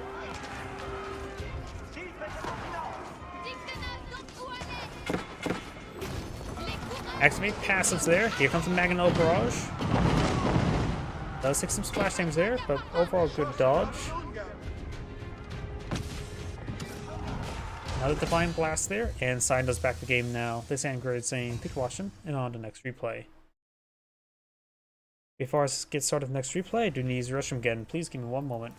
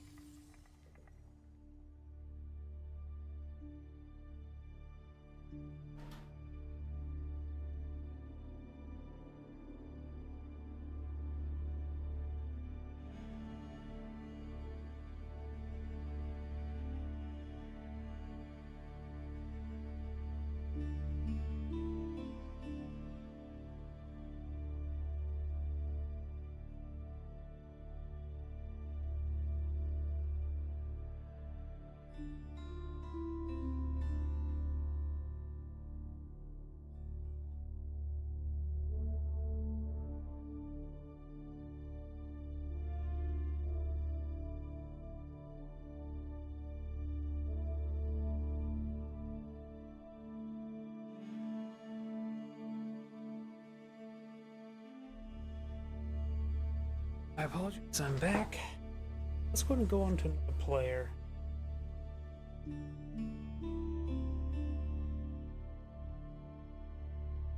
Could be good.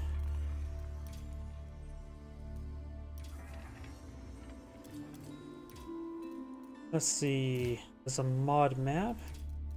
Probably should not really be looking for the modded maps or the custom maps. Maybe that one, live on the short side.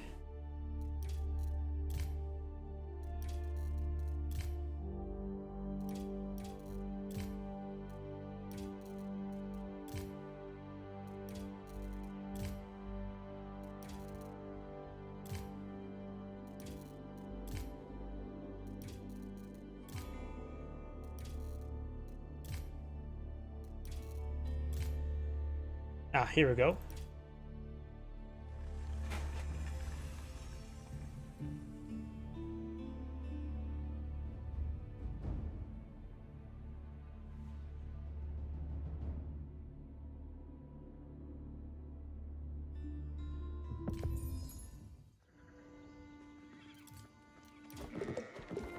Greetings everyone, and Great here with another Age of Empires 4 replay. Spawn bottom left side as Magenta Jeanne d'Arc, we have L. Louis MT. Spawn top right side as the Green Mongols, we have A R A W R F F Q F W Q A F A F. And breathe, because that was a bit of a breath. Got the gear scouting around, Khan moving around, Ovo has been built out here. Gold here. Just plant this gold. Jeanne d'Arc is causing some sheep there. Looks like both deer deposits spawn this direction with some gold in between. Ore is way down here with a bit of stone and gold. Some stone spawn in the center. I've got a bit of stone, gold, more stone, and a bit of berries up here. Looks like both sides map generation spread out pretty far. The stone is somewhat less important for the Mongols, is placed on the Ovo and Go, so probably going to span more southwards towards this gold. You have now a pasture deployed in the field. I suppose it's maybe a little bit too far away to try to have a pasture long distance deploy out sheep. School of Cavalry now being built.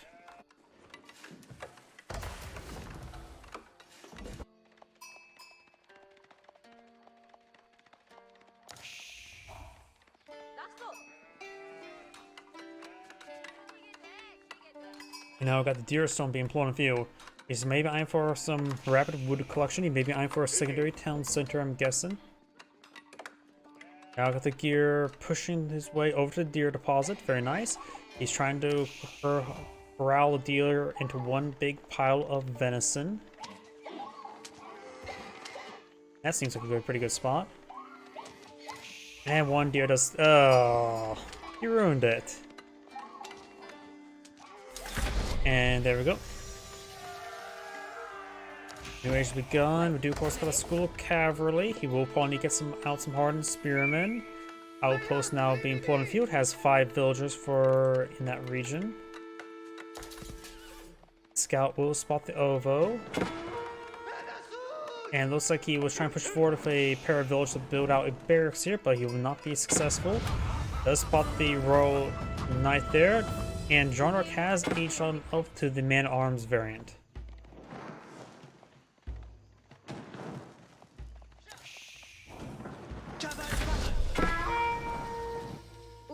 The man-at-arms variant will be very effective versus spearmen. She'll be fighting against with the Holy Wrath ability. We do now have a arrow slip being researched up here.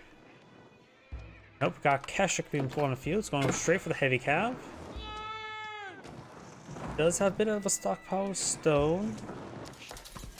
Notable Keshik's now being employed on the field.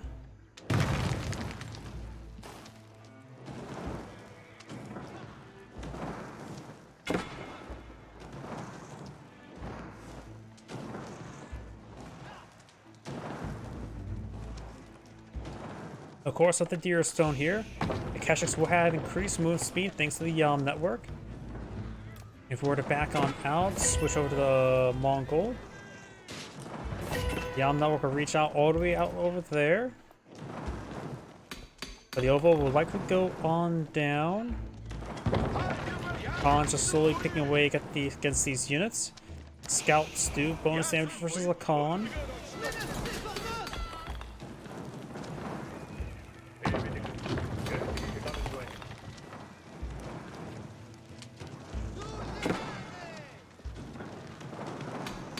And the Ovo has been destroyed. You can task one of these villagers head up north. May just throw one of the large stone piles there. Keshik and Khan straight forward. He will be charged a little bit. Multiple Keshiks playing in the field. And this is one problem with the Mongols. They're actually a pretty slow civilization to get started. After all, in comparison, Jeanne d'Arc was able to be so aggressive so quickly due to the fact that it got a free stable for the School of Cavalry. Not only can these Royal Knights be produced faster than the Keshiks, it's also, you don't have to take time to build out a whole stable. We do now have the speed arrow there. Additionally, the Mongol player did invest into a pasture here, which does slow down any sort of production. Keshik did take a charge attack there. Right now there's 4 Keshiks in the way. 5th Keshik being pulled out. Was another over there. I think that's the same. Nope, that is a different stable than I saw earlier. Does have enough stone for another 2 pairs of Keshiks, so may be able to get those Keshiks going.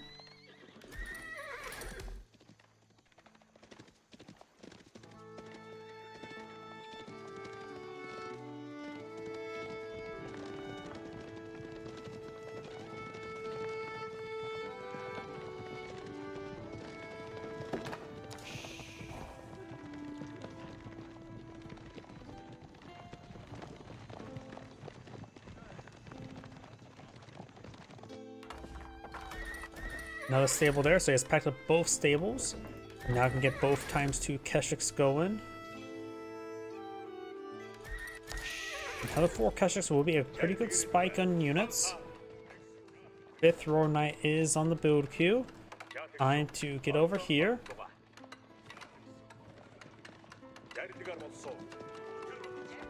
Keshiks pushing the way forward, and the Royal Knights do intercept. Going straight for the villagers. On does take a couple charges back there. Keshiks does use a speed arrow though to help get closing on those Royal Knights, get some good damage there, and does back on off. And it does throw a couple torches there, which means if he deletes it, he will give the raid bounty.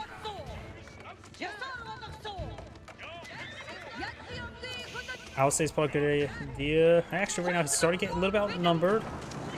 I don't think he's used the hunting. Nope, he did not use the scouting falcon in this region. Now it's on the back on off. There's a scouting falcon there.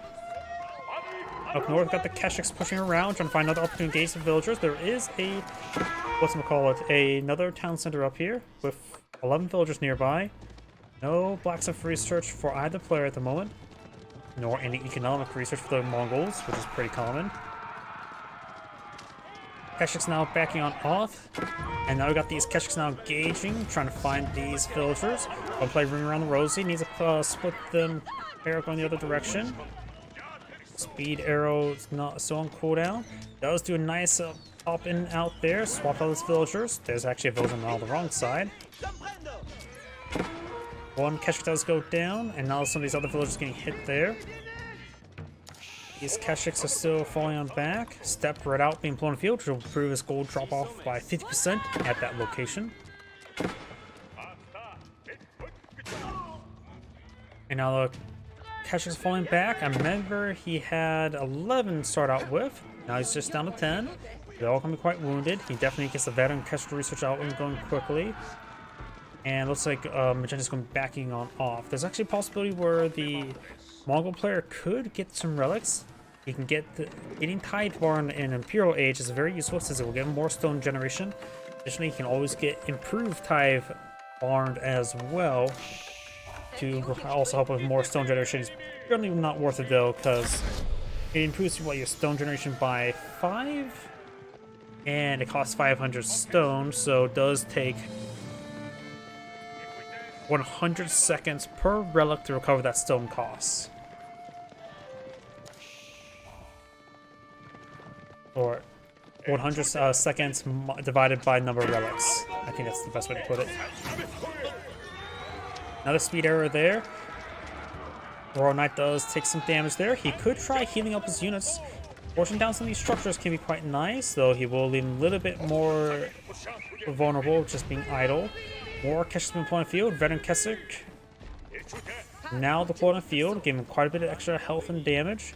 Now at 175 health versus 190. 19 damage versus 19. Keshiks need to attack faster, so they're relatively equal now. Wolves gain some bites there. He's also used a couple shamans just for healing. Does have 10 villagers on the sheep. He can support the 9 on sheep at the moment. And does find opportunity to engage some of these Royal Knights. One Khan does pick off one there. The Khan's attack is 6. Still not great. And there's a charge.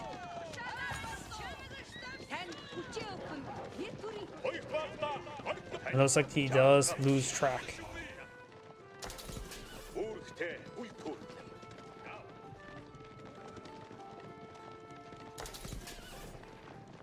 Oh, we actually got improved wood research there. Or improved food collection. Looks like he's going for a standard wood collection and standard wheelbarrow. It's not a good idea to go for improved wheelbarrow. It's not worth it.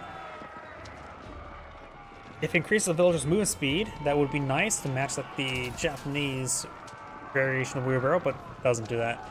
Now we've got more Keshiks here. Now starting to engage. Got some spearmen mixed on in. He's going to have to brave the spearmen. He does activate the defense arrow, giving them +2/+2 armor. I don't think he has improved whistling arrow research or whistling arrow research. Now all the spearmen do go down. Holy Raft activated there, but these guys are a little bit more healthier than regular spearmen. He's going to fall on back there. More ×2 Keshiks per point of field and more regular Keshiks. And we've got some crossbowmen.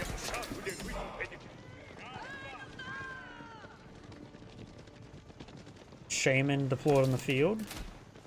Shaman, shaman. I've heard spelled or pronounced different ways. I don't know what's the correct way to say it.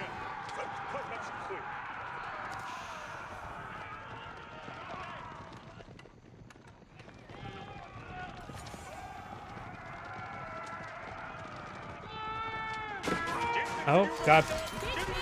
I'm trying to engage, but was actually not. Green did not do too well with that engagement. Khan is still, of course, firing arrows constantly, but 6 damage arrows is not going to do a whole lot.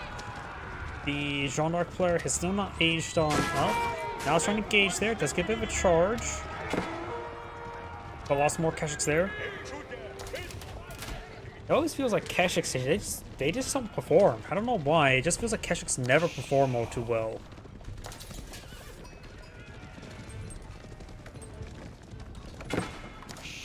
And we do have a secondary town center here, collecting up quite a bit of wood. Does, of course, have the improved food collection rate. A couple more Keshiks here. Has some crossbows now mixed on in. Crossbows can be very useful. Does activate a speed arrow there. I don't think he has whistling arrow research just yet. No, he does not. He can get the improved whistling arrow as well at the moment. Now we got, is that improved? Looks like just regular food income.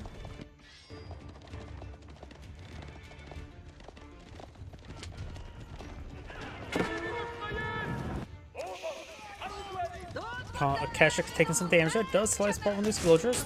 Don't have the textiles researched for the French. And now we've got Jeanne d'Arc advance the way forward here. Villagers does inside the town center. Not enough room for all these villagers. It's going to cause some pain. A lot of pain. There's not enough room for all these villagers.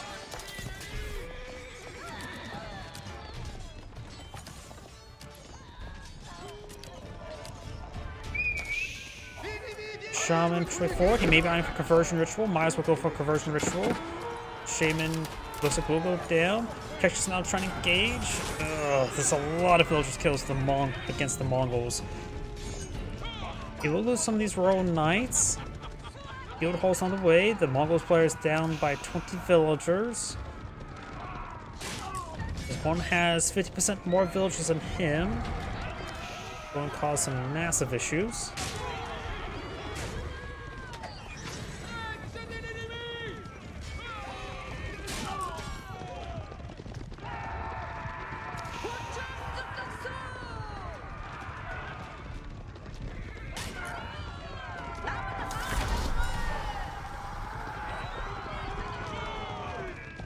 One royal knight will escape on out of there.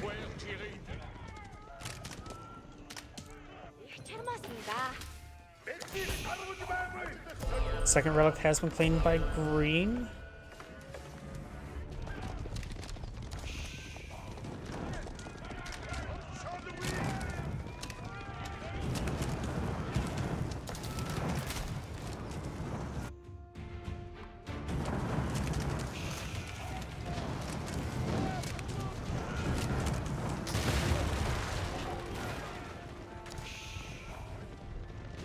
silence va-t-il demeurer? A good number of spearmen here. Veteran spearman research on the way. You got the regular horseman research.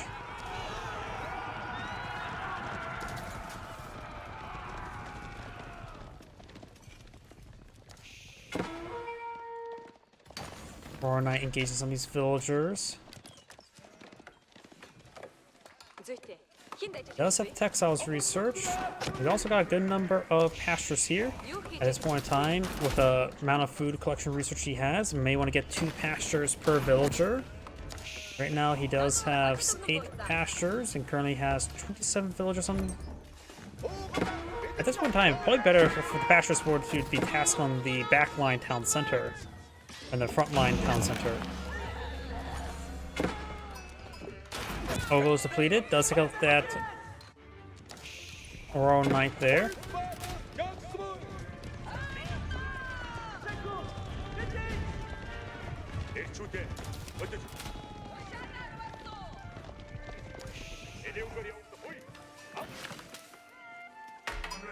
Yeah, I think it would be better if the pastures would be tasked back here, be a bit more safer.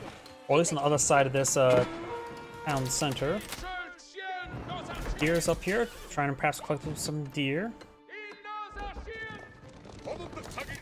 Keshik's pushing way forward. Does get a good charge effect there. There's a good number of Keshiks engage these Royal Knights. Plus, right now, something I just realized, the Mongols don't have any blacksmith research while the Jeanne d'Arc has all of them. And maybe one reason why it feels like Keshiks are not doing all too well is because the lack of any blacksmith research.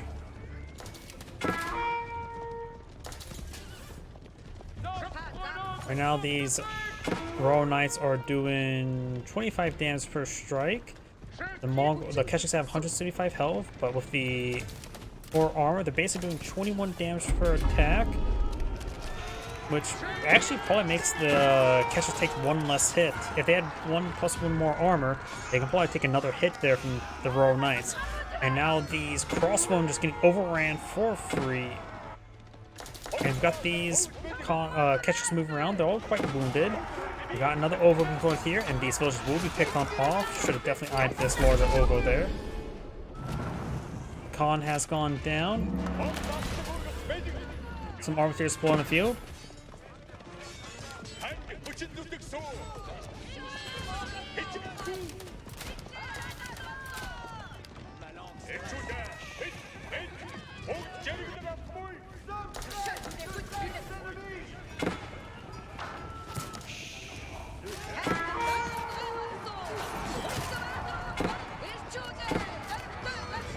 Crossbows taking some damage there. Another spear in there. Got Divine Wrath there.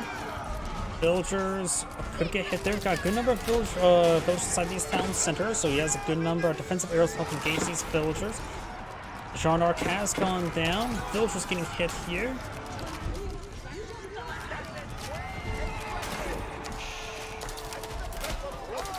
Crossman will be overran. Got another round of Keshiks push way forward.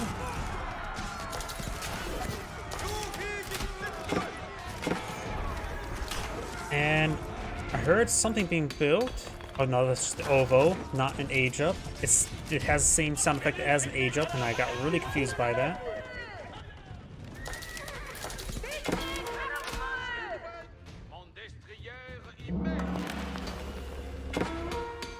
Ovo now built. Well, the villagers do go down there.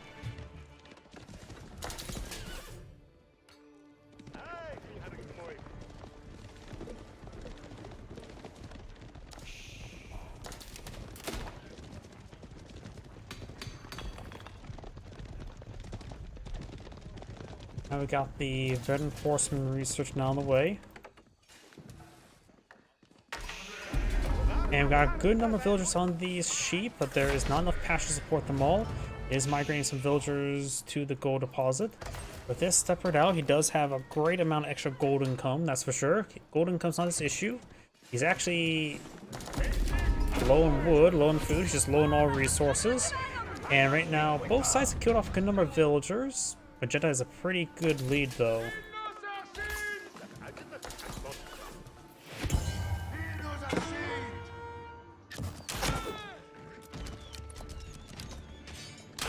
Those being hit there. Does have a pair of spring golden placements.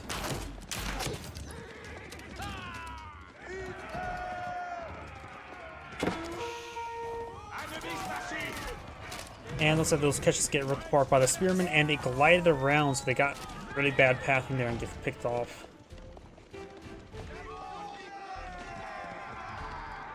Jeanne d'Arc has a good amount of resources stockpiled up. The guild hall is currently collecting up food, has a massive reserve of food. So just need to collect the gold, and then she can age up again.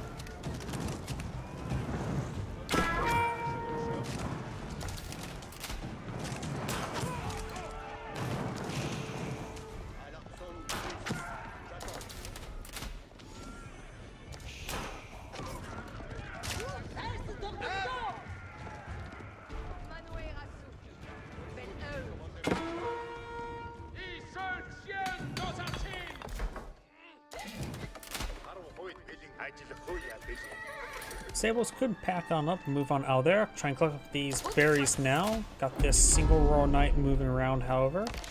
No, we got a spring golden placement now. Investing all of his stone in the spring golden placements.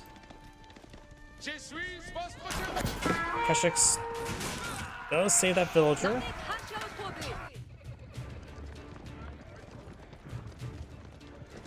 Magenta has an army of 55 enlistment incentives now research, or command equipment I should say. And who does have, it has gone for the champions as well. Not a crossbow field, it's probably actually better gone for the riders rather than the champions. I've got the arrow there to greatly improve the attack speed of these crossbowmen. Jeanne d'Arc gets, or the con gets picked off there. Jeanne d'Arc's gonna be hit by the spring golden placements. Villagers migrating around. Taz now third counselor up here. On Knight will, or yeah, Jeanne does go down there. Yeah, just mass crossbowmen really should have gone for the riders.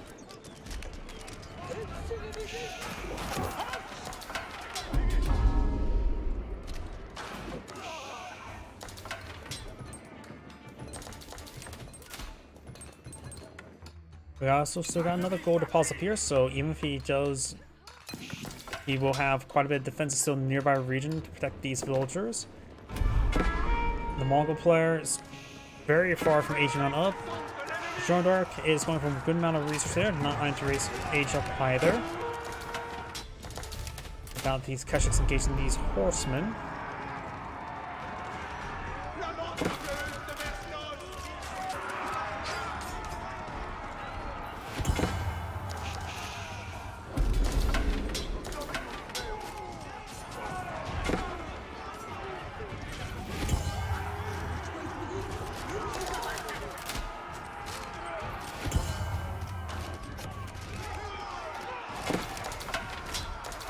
Spearmen slowly being picked on Arf. Crossbows not exactly the most effective item against spearmen, but in large enough numbers, crossbows will do just fine. Horsemen will be picked off there.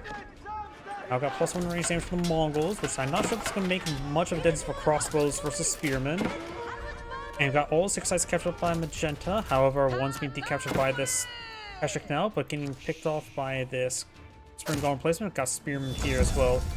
But the second side does get decaptured. Red piles not being built in the center of the map. Mongol player is pretty far behind and may need to go for the Cognitive Palace rather than trying to go for the White Stupa. The Cognitive Palace can offer a bit more value.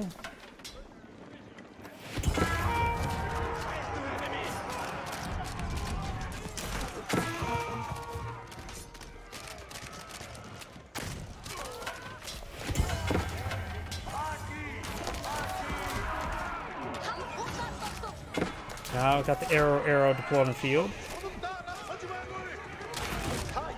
Good volley there on Jeanne d'Arc, but she will take less range damage. Does get a nice bit of healing there. 45% less range damage. The crossbow's bonus damage is basically negated. Or is getting negated.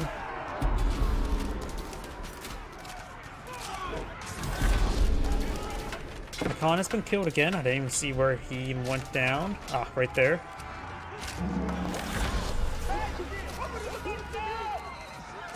Ovo's depleted. This one was already pretty low. Now it has a couple more up north. I would say it'd be a good idea to pull in the 2400 there. That will last them for a bit of time.